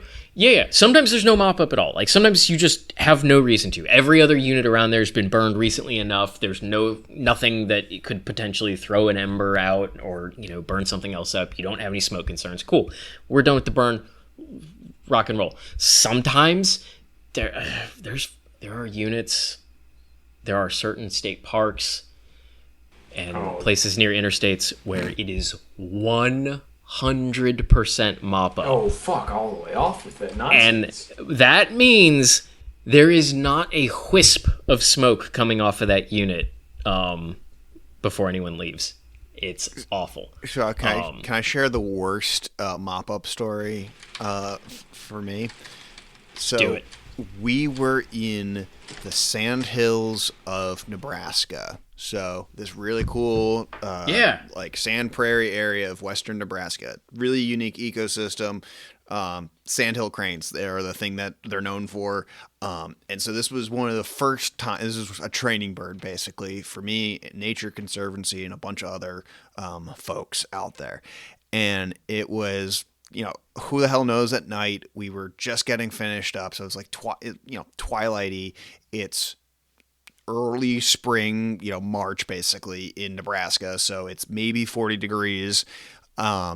Finished burning this unit, and we spread out that mysterious number of chains in the distance, and then we walked the entire outside of the unit, grid that bitch out. Put every single fucking cow pie and bison pie out until there's not an ounce of smoke left.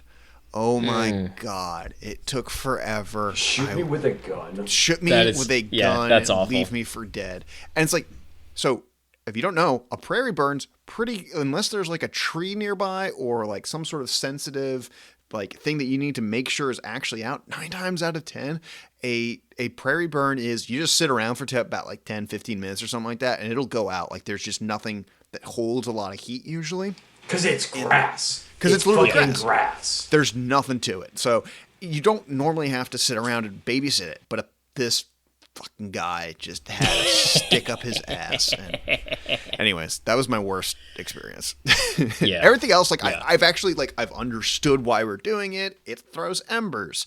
It's the first burn after an agency could not burn in the state. Like all these things. Like I understand why. That one was the one where it's like, why are we doing this? It's a shit time doing this. Why are we doing this? And we were like 3 chains deep or some bullshit into this fucking unit. Like, no. Oh my God. Yeah. So I don't think we fully described it. Mop up is when you go around and you make sure everything is out.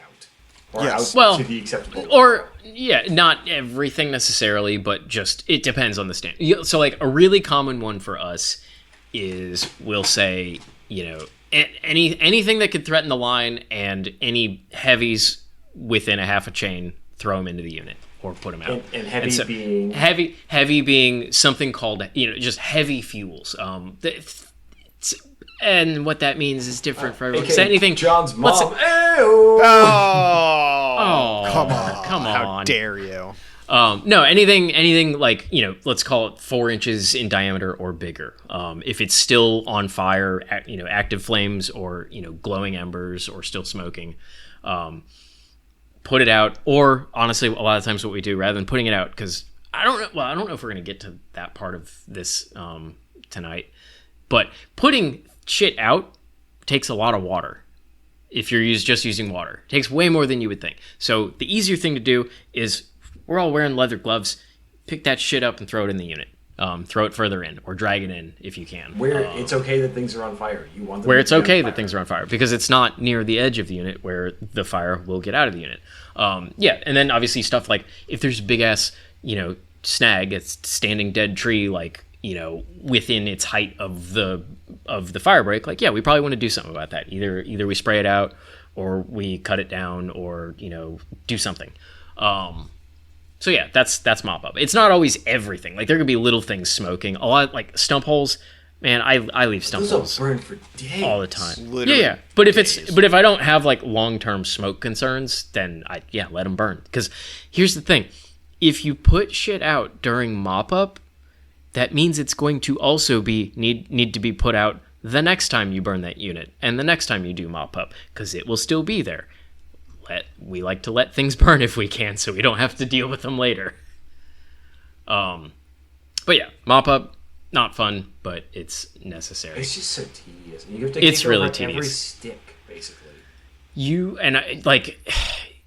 I might be sucking smoke all day long on the burn, but mop up is what kills me, because you're standing in the ash and you're kicking up clouds of it and you are just breathing that shit in. So like you get home that night and it's black booger fest. Oh God, yeah.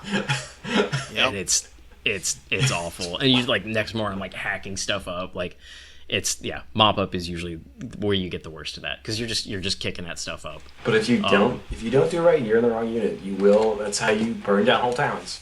Oh yeah, no, that's how you kill people. And like, yeah, it is. There's a reason why we do it. Like, yeah, it's important. It's just when it's you're on a prairie bird and you're picking over every single fucking cow pie.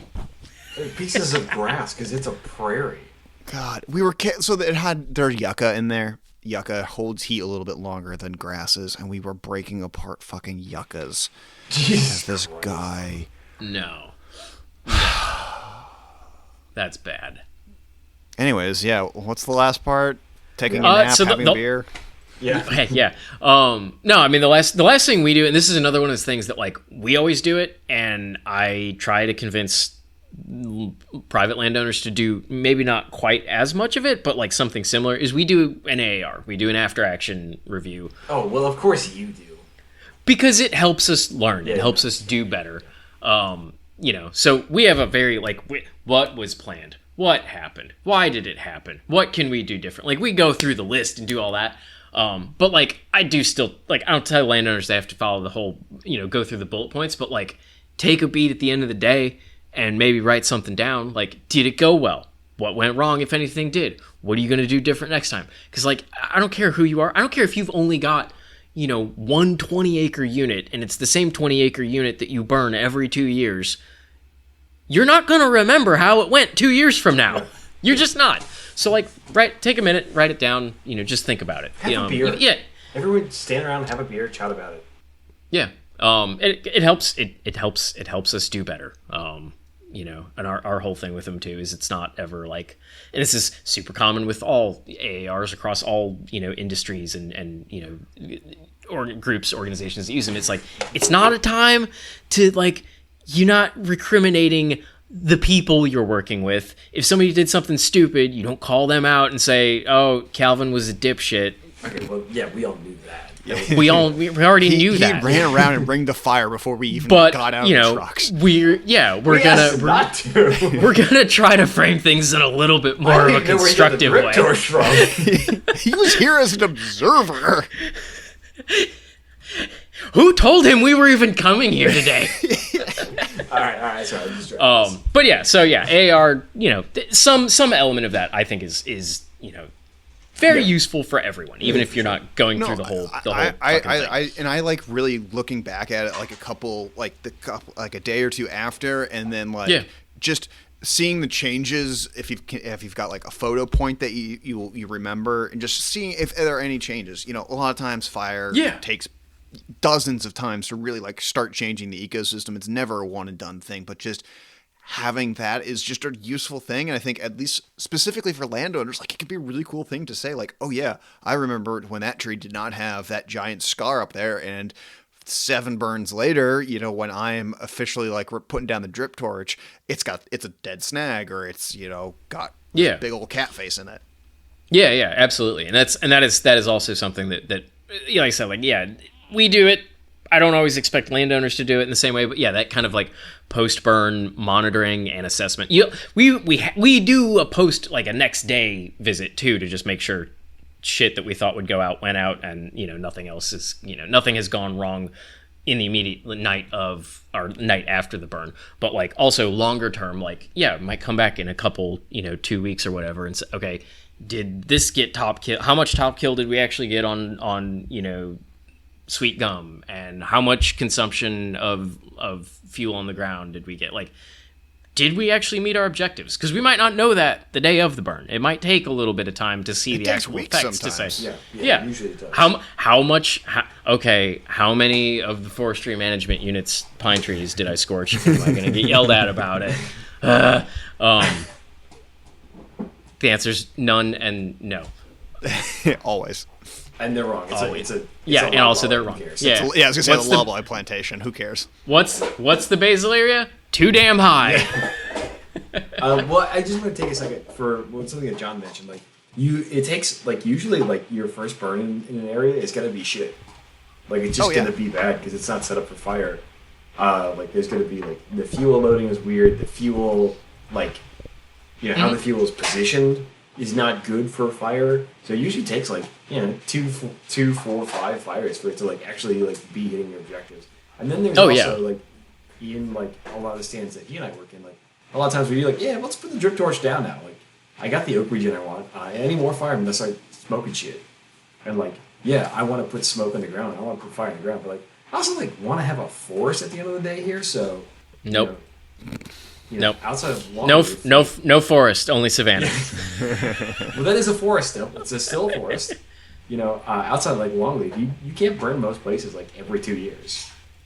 I mean, you can't. You can. You can. You shouldn't. No. Oak savanna is what 5 years. Yeah, usually ish. Yeah. And look, hey, you know what? I am jealous that you can have such long fire return intervals because it means that you actually have a chance of staying on top of the acres you're supposed to burn every year. No, you don't. That's you have two idiots and 1,000 acres to burn. What are you gonna do? Literally, fair.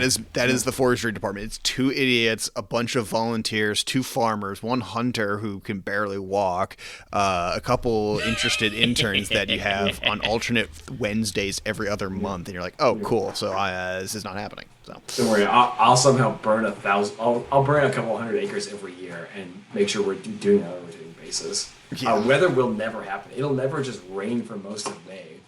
Yeah. Or it'll never be so bone dry that you are actually worried that you will kill your oaks as they start to push. It's just that was this year. That was our concern. So, AJ, what are we missing on our fire? I think we've done a very good introduction. I think that's pretty much it. I have, and we can kind of decide if we want to do this. I did have a little bit about because I don't think you have any business lighting a fire if you can't fight a fire. So I did have a little bit about skill issue. Just don't let it go. Not fire suppression or anything like that, but just the basics of what do we do if we do dig to a spot? What does that actually look like for us as prescribed burners? Not I'm the Forest Service with fucking dozers and shit. Yeah.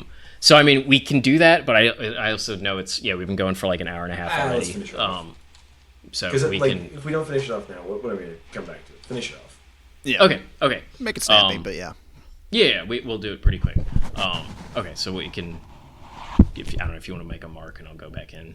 Yep. No, sorry. I've got a cat that's trying to investigate everything. So. Oh, nice. Yep. My cat's asleep upstairs. The wife is asleep. So it's just me and the last of this beer to finish off. Nice. Sweet. All right.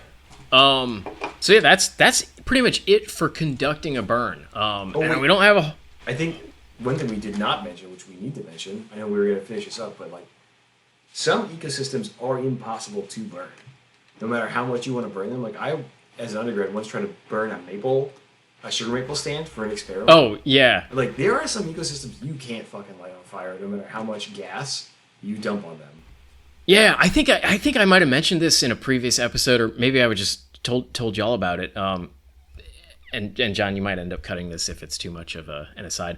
But no, I saw actually some really interesting. There was some interesting research out of, I want to say it was Southern Research Station, that was basically after mesification, those species survive fire reintroduction better than your pyrophytic oaks and hardwood species, just because their fucking litter doesn't burn. So there's no fuel to kill the maple because it just breaks down and turns to goop.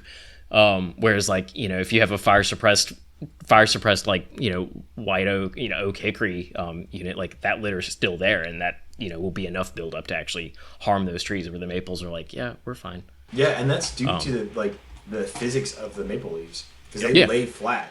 Yep. And hold moisture really well, where oak leaves curl and allow air and heat to flow through them. It's almost like they want to burn. Yeah. I will say, it is possible to burn a maple stand, but it's like a once in a blue moon. Like you're mentioning, how it's two idiots are trying to burn 1,000 acres or something like that. And it's like, yeah. Now imagine you have to coordinate the weather and also coordinate the weather for a maple stand. Like it's all. I could barely get my oak stands to burn. If I'm burning a maple stand, everything has gone well, or it just so happens to be part of a substand of a bigger unit or something like that. But it's just one of those cool things. Because really the weather conditions in which a maple stand would burn well are probably not the weather conditions that you want to be doing a prescribed burn. Like that's probably a red flag day. Yeah, well, and hey, in Iowa, red flag days are the best days to burn woodlands because you just need that much ventilation and just heat moving through. Because oh boy, they are on the subject of mesification. That's what these are. They are just we're on that tipping slope where we're falling down the hill and we're trying to arrest it as best we can. Speaking of maple stands, their fire retardant, I happen to know this because I just don't ask why I haven't known this. But it's 400 years. Yep. They're on the 400-year cycle. Yep. How long does a maple tree live? 250 usually at most. Yeah, sugar. Okay. Yeah. Yeah, so it's once in every few generations. Yeah. Yeah. All right. Well, so yeah, that's pretty much it for actually conducting a prescribed burn, and we don't have, like I said, we don't have a ton of time left. We've been going for a while, and we're really good at staying on topic. I want to pivot just to real quick, wildland firefighting, sort of, but specifically in the context of doing a prescribed burn, right? I don't think you have any business lighting a fire if you can't also know a little bit about fighting one. But we're not talking about full on wildfire response out west. That's a whole ass episode. Maybe we'll talk about that a little bit too with when we get to the history of the Forest Service and fire suppression in the U.S. But let's say we got a little spot fire during our little Imaginarium prescribed burn. What are we doing about it? At a really basic level, there's two options. You either directly attack it or you indirectly attack it, right? And so, John, did you go through NWCG shit for any of your stuff? Do you remember direct attack? Yeah. Okay. So, direct attack is your literally. I'm not sure if jumping on it counts as direct attack, but that was the first thing. Say so. If you step on that, that's as direct as it gets. How much more direct do you want to be? Yeah. If you're going Mario and Luigi on the Goomba of your spot fire. That was what I got. We had a smoke jumper that was teaching the course, and he's like, "Yeah, just go Goomba on that shit." And that's what we did. It's like, we got a little slop, and once it was clear enough to get through, we just jumped on it and smacked everything down and. Yeah, that's how we did. That's how we did it when it was small enough, and when we found it, and then indirect. And usually, there's a little bit of water associated with it. A lot of smashing stuff, trying to suppress, just smother it, deny it oxygen. Get the flappers out. Yep. Oh yeah, a lot of flapper work. Knock one of them sides out of the old fire triangle. Yep. Yeah. So direct attack. Yeah. Right. It's what it sounds like. You're Goomba stomping the fire. Yeah. You are directly putting the fire out. It's the most common, way of fighting a spot fire. In the context of a prescribed burn, it's the most common thing we're going to be doing. Because if you're there early enough, you can do it. You're using direct attack on small fires that are not spreading super quickly with giant flames, and it's easier to do, but I guess what I'm trying to say is you're not going to use direct attack on the kind of things that make the news generally. Correct. Right? These are for the littler ones. It's literally for something that's the size of a manhole cover and is growing up, very, very slowly. I wouldn't. It's not even that small. I mean, certainly no, not small. it's not that. Larger But like than that. Yeah, you can use it on bigger stuff. But like that's the rule of thumb for us. It's like if it's started that small and it's not growing particularly fast, and that's the sort of thing. And it's the thing. Direct attack is funny because like it. Sometimes you'll see, or you'll have, trainers and people talk about it like, oh, it's a much safer method of attacking addressing a wildfires. Direct attack is safer. And it's like, yeah, but that's because the fire that you're attacking directly is also smaller. Right? Yeah, like, it's something you can jump over or dive through. The reason it's safer is because if I want to, I can just step over it into the area that already got burned. Yeah. Like, it's safer that way, sure. But, like, okay, whatever. But, like, okay, so yeah, what does direct attack actually mean? We talked about some of that. Non-wildland fire people, their first instinct is always just dump fucking water on it, right? Like, that's what we learned as kids. That's what hours of firefighter television and, going camping and putting out the campfire, like, yeah, dump water on it. And that's not wrong, but it's kind of wrong. Because when we're out in the woods, we don't have spigots with unlimited water, right? Like the tank on my UTV holds 50 gallons. Yep. And those last couple of gallons don't come out so easy. Yeah, you don't get the last 5, unless you're parked on a really steep slope. Even the handful of like actual typed engines, we're talking trucks with big tanks, like that's still only 150, maybe 250 gallons in those. Like that's not that much water. Most of our pumps are using 7 gallons a minute or more. So you can kind of do the math on how quickly you go through that if you're really just trying to hose shit down with water. Fast. Very fast. Yeah, really, really fast. Especially when there's like a lot of fire. That 2 minutes is really fast. Yeah. So we don't just dump water on it. We use it in combination with hand tools if we can, right? Well, the other problem is if it's really hot, it sometimes will evaporate the water in the air. It won't actually like get to the target. Yeah, and that is something that comes up. It usually our units on our UTVs, like you can put out enough water where if it's something that we're trying to go direct against, it's not a problem. But like our landowners I work with, they don't have a nice slip unit with the metal tank and the mini striker and all that other nice stuff. Those are really expensive. They've got a 50-gallon, plastic tank from Tractor Supply with a little electric pump and an herbicide wand. Okay, you can just say that Calvin has. John, Jesus, dude, come on. Maybe they remembered to rinse the herbicide out of before the prescribed burn, but also maybe not. Sometimes you're in a rush, dude. Stop doing this to me. Yeah, look, I have other things happening. That tank is big. It takes a lot of water. Yeah. So that little herbicide wand, that little piss pump. Hey! I have the brass one. It's aftermarket. And you know what? Like I've used those too. I can get a lot of fucking work done with those too because you just have to. You have to know it takes a lot of it takes experience and technique though. Like you're not just if you're just going out there with the idea of like I'm gonna put water on it, you're not gonna do very well because that little spray of water will evaporate before it does too much to the fire. Combination of hand tools. Like if the fire is small enough, I can stand in the burn shit and just physically scrape the flaming material into the burned area. And now I'm attacking the fire directly. And the burning portion is now surrounded by bare soil and it'll go out. And if I have water, I might use it to like knock the intensity a little bit down. That lets me get close enough to use my rogue hoe or whatever to scrape it in there. But like, I'm not just dumping water on it because I might not have anything past my 50 gallons in the tank, right? What was the tool that you were using? Your Rogue hoe? Yeah, it's a brand. The Rogue hoe, yeah. Those things are don't awesome. talk about my wife like that. Hey. I get no respect. I love those fucking things. But yeah, so like literally something that might take me the entire tank to spray down may only take 10 gallons of that if it's me and somebody else and one of us is using a hand tool, because the combination of just like physically attacking the fire plus using the water to cool things down, like it's just a lot more efficient. So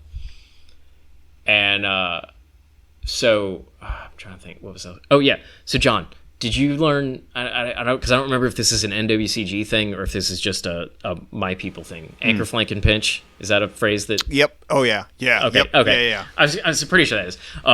You wanna describe that real quick? Yeah. Sure. So you find your anchor point, which is usually something that's in the black, and the black is something that's already obviously been burned.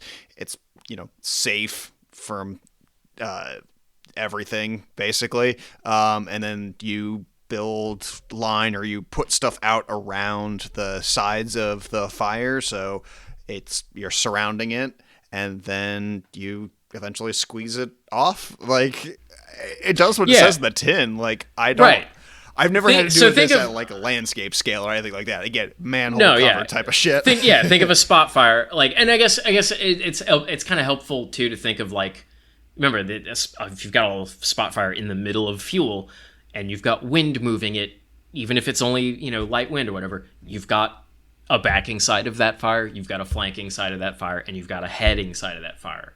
And so anchor, flank, and pinch is literally like, it can literally just be like, I am anchoring on the backing side of that spot fire because I'm putting that shit out, because that's easy to put out. That's easy stuff. I'm stomping that out, and I'm digging line around one flank, and my buddy's doing the other side. I have created my anchor point by attacking that backing point, and then I'm working my way around the flank till you pinch off the head. Bang, bang, boom. And that's like the basic strategy that works. That's every single wildfire ever. Like that scales. Yeah, that scales from manhole cover to like hundreds and thousands of acres. Yeah. Like when you're looking at it like a wildfire map and it says 5% contained for like a really long time, that's because like that's the easy side that they started at basically. They've contained the backing side. They've got their anchor point now, and you know what? The flank and pinch is gonna take a little longer. Yeah. That's gonna take a couple of air tankers. Pinch. Yeah, we'll get there. Yeah, it'll eventually happen. So that's direct attack, right? Like we're hitting it. We are right at the fire. Indirect attack. John? Yeah, so this is one I don't quite remember, or I may be wrong on, but I think this is the one where you're basically like this is the one where you're doing a fire basically off of it, like not a back burn. I think that's the wrong. No, one. it's they call it that in some of the stuff. Yeah. Okay. I don't like that term because it is confusing. Yep. But yeah. Yeah. So I think that's what that is, but I'm not 100%. No, yeah, that's absolutely right. So indirect means you're going to you're either establishing, like digging, or if you've got equipment, plowing, whatever. You're using a different fire break some distance away from the fire that we're actually trying to attack. And we're going to try to burn out the fuel between our new fire break, our new control line, and the spot or the wildfire. Not really common. We don't use indirect a lot if I'm me doing a prescribed burn and I get a spot. Because, like, if I got to do that, I probably need, like, equipment and shit. You probably fucked up a few times. I have done it, and I'll tell that story in a little bit. But, like, I guess, why would you ever try to go indirect? What's the... Why would you do that? Shit's fucked. Well, I mean, like, but why would you go indirect instead of just going direct? Oh, sometimes big thing is on fire, and I'm a little guy, and I don't like being on fire. Yeah, right. Calvin's a small bean, yeah. He's just a small bean. I don't like being a cooked bean. I like being a small bean. I don't want to be the popcorn. I prefer being a raw small bean, not a cooked bean. Yeah. Right. Like if the fire's literally too big, too hot to get close enough to attack directly. Much like a bank, it's too big to fail. Indirect makes sense. And again, think about the way the wind is moving things and pushing things. So if the wind is pushing this wildfire or this spot fire towards me, and I'm gonna dig a new fire break, a new control line, and then I light off of that control line and it backs towards the wildfire, the part I just lit on fire is easier to control because what I just lit is now a backing fire, which is backing towards the head fire that's coming towards it. So it's hopefully going to burn that out before the big flame front reaches my control line, right? And it works, but it's more dangerous because you're standing. It's tricky. You're putting more fire down when you're trying to have less fire. Also, you're in a scary circumstance, so you're going to make a mistake. You're standing in unburned fuel with the wildfire heading towards you. Like, that's a bad spot to be in. Yeah, and you're making snap decisions depending on where you are. There's a lot of public pressure, bearing down on you to do that. Like, Oh, absolutely. You're dealing with guys who may have a couple hours of sleep on them, and they're not doing too hot. So, and really, and honestly, from like a PR management standpoint too, like, you're allowing this fire to get bigger before you control it. Like, that doesn't look good. Nope. There might be a great reason for doing it, but like, it doesn't look good. And if it's on this property that I manage, maybe I don't give a shit. That's probably fine. But like, if I'm letting that happen on my neighbor's property, maybe that's a bigger problem. Because are they okay with that? I've also things have gone very wrong. It's as a professional, I don't like when things go very wrong. Yeah. So I've heard this next one used, but I don't think there's a reason to call it different from indirect. I think it's just a variant. Have you ever heard him use parallel attack? I don't think so. Or if it is, it's deep in like my wildfire brain. And I ran into that on one of the 1,000 PDFs I had to read at some point. But really, it's about right. So parallel is just indirect, but it's indirect when you're closer to the fire. Oh, come on! It's fuck off. It's seriously closer than okay. It's so like indirect attack, like traditionally you're talking like hundreds of meters, several hundred meters, if not several hundred chains. AJ, remember that? Yeah. Okay, yeah. But a chain is who knows? Okay, anyways, it's an unknowable figure. I can't explain this to you. Like we're talking like maybe half a mile, 2 miles, let's say, even from the fire is where you're talking indirect. With parallel, we're saying like, okay, maybe we're like 10 meters away from the fire, and we're going to try to scratch out a hand line or do something like that. And this one I have done on prescribed burns, on spots that got out is like, okay, we can get a UTV in here, and we can wet line and back burn this chunk before it gets to this other shit that I do not want to deal with. Or actually, this last season I did it almost as it was like a preemptive treatment of like mop up, but it was basically this, where we had this big old clump of these oaks that they'd girdled. So these just dead, rotten water oaks. They were just at that irritating point where they were rotten enough and had enough like widowmakers in them where I'm like, we're not cutting them down. They should have just cut them down after they girdled them, but they didn't. And so they're just there. And then they caught on fire. And so I'm not cutting these fucking things down. We don't have the equipment to push them over safely. And our pumps are not reaching. Our pumps can't put water on the top of the tree where it actually caught on fire. And so we now have a holding concern for mop up. Like, I don't want to walk away from this with this thing smoking and dropping embers up there, because it's pretty damn close to the fire rig. To the downwind side. But what we did is we just scratched out and wetlined a little like 1/4 acre semicircle on the downwind side, and we burned that out. And then we felt pretty secure walking away from it. And so like, I've done things like that in the past. And it's that they call it parallel attack, but whatever. It's just baby indirect. Baby indirect. Baby indirect. But yeah, that's kind of the basics of like how we put fire out when we need to in the world of prescribed burning. Like, we're not talking heavy equipment or anything like that. We're using water, but we're using it in a very specific way. We're not just dumping it right on everything that we need out. We're using it in combination with hand tools and other things like that. But yeah, the example I always think with indirect attack is the one guy who survived that fire that killed like all those smoke jumpers. Yep. What was the name of that fire? You're gonna have to be more specific. I was gonna say that. No, because like he ran. It's not the Gulch fire, is it? Where he ran. Man Gulch. Yeah. Is it Man Gulch? Where he was like, we light a fire because the fire was coming up at him, and he lit a fire at his feet, and then hunkered down into the foil. There's a song about that too, I think. He got burned over, and he had a bad time, but it was the only guy who survived, and everyone else tried to outrun it. Yeah. They all died. Yeah, I mean, really, Foreman that's Wagner almost... Dodge survived by lighting an emergency backfire known as an escape fire and jumping into the burned area. and lying face down. Yeah, look at that. So yeah, it's sort of like an indirect attack, but yeah, it's not really indirect in the sense that it's not aimed at controlling No. wildfire. But yeah, That's what's it's the very basic good. idea though of like pre-burning fuel, so that when the big fire gets there, it doesn't have the momentum to smack you too hard. And that's the basic principle is the same. Yeah. Yeah, what's the name of those fire? I got there. I remember that.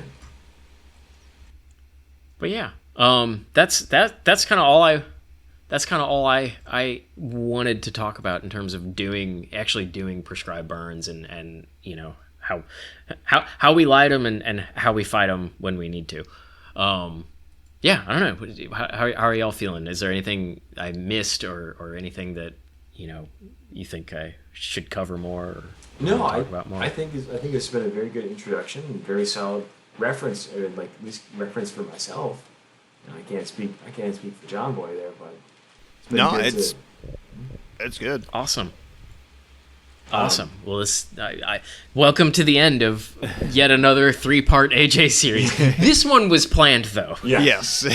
Unlike the last one, this one I knew was going to be 3 parts before we started recording. I think this was a very long way to say that fire is cool and fun, much like gun safety. The first rule of gun safety is always have fun. Same with Yes. fire. Many people are saying this. Fire is cool and fun. It will solve a lot of your problems, but not all of them. And also, it's not a joke. Yes. No, it's no joke, but it's also not as scary as it seems. Depending where you are, depending on your state, there's possibly, maybe, resources like what I do, or, like learn and burns, ways to learn how to actually do it, how to see it happening. And, if you've never seen one before, I highly recommend, if you can find an opportunity to just watch a burn happen, like it's cool. They're fun. They are. I have a lot of people that are like, I never want to do one, but like seeing one is super cool, and I'm glad I got to see that. So like, because I'll do like burn demos on certain like outreach events and festival kind of things and that sort of thing. A lot of people like, they're never going to do a prescribed burn. They might not even own property, but like maybe they understand the principle of it a little bit better. So yeah, I definitely encourage folks to seek those opportunities out if you've got them.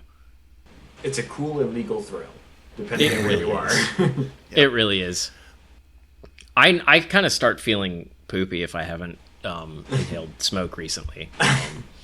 No, well, that's not good for your long-term health. But we won't talk. We'll save the cancer part for the I don't know what's going on with me. No, I feel that. Like, I feel that way if I haven't killed an invasive species recently. Yeah, if you haven't absorbed a little herbicide recently, like you gotta get that Garland fix.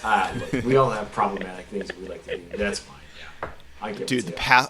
someone told me that they love the smell of Pathfinder. You know what? No. I'm gonna be honest. I can see that. It's I don't like the Pathfinder. I like the Vaseline. Yeah, Pathfinder. so It smells like it kind of smells like a. You know what? Is it actually the Pathfinder, or is it just the oil though? I think it's probably the oil. Because the oil kind of just smells like slightly rancid peanuts to me. Because it's a methylated soy oil. Yeah. Oh, okay. Yeah, maybe that's what it is. But yeah, no, like we use Pathfinder too for everything, and I don't like that smell. I don't like it, and if it weirdly feels slightly warm, like I almost feel like it's starting to volatilize around If me. it's So just slightly warm. no, like it's Yeah. like I've done it on days where I should not have been doing on it. It definitely volatilized a couple of times, and it's just like I can feel it happening. It's weird.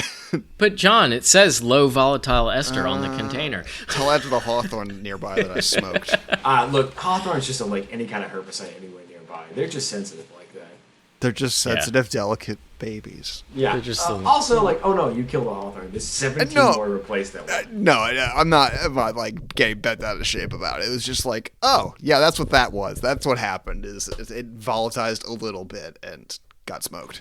I just think that Hawthorne is super sensitive to any kind of herbicide, even like glyphosate will toast it, even if you like barely get some on there. Like you hit like Hawthorne, like a few Hawthorne leaves with glyphosate, it'll still get toasted. It's just a sensitive little baby. Maybe I Can't take don't the heat. know. It just Get out the yeah, kitchen. but it grows everywhere. Yeah, who cares? I don't. I love that we had a nice little like 10-minute herbicide derail at the end of this. That's We got you. great. John, you might need to cut that. That's fine. We'll figure it out. It may blend in well. It may not. Who Yeah. knows? Next episode. So it's one of mine. I can't remember what I said I was going to do. Rewilding next. Yes, rewilding. That's what it was. Okay. Yeah. So next episode will be one of my episodes, and we're going to be talking about rewilding. So be prepared. Awesome. So I think that's everything. Anything else? Email us at the address. seedpod.pod at gmail.com. Boom. Like us, comment at there. Share it with a 5 friend. stars. Yeah, share with a friend. Or don't like us. That's fine too. Just You know? don't tell people it was bad. Yeah. I can't fix my voice. I mean, I don't know. We'll take hate listens. That's fine. Yeah, but don't tell people it was bad. Well, no, we need your friends to hate listen also. Yeah. Yeah. This is actually my editing journey, so things will continue to get better as we go forward. So. Hell yeah. And if they don't, yeah. it's John's fault. Yeah, exactly. Yeah. It's all my fault. Exactly. So, anyways, that's With all that, I got for End Matter. Yeah, we'll catch you next time. Thanks for joining us on Seedpod. Adios. Bye, everybody.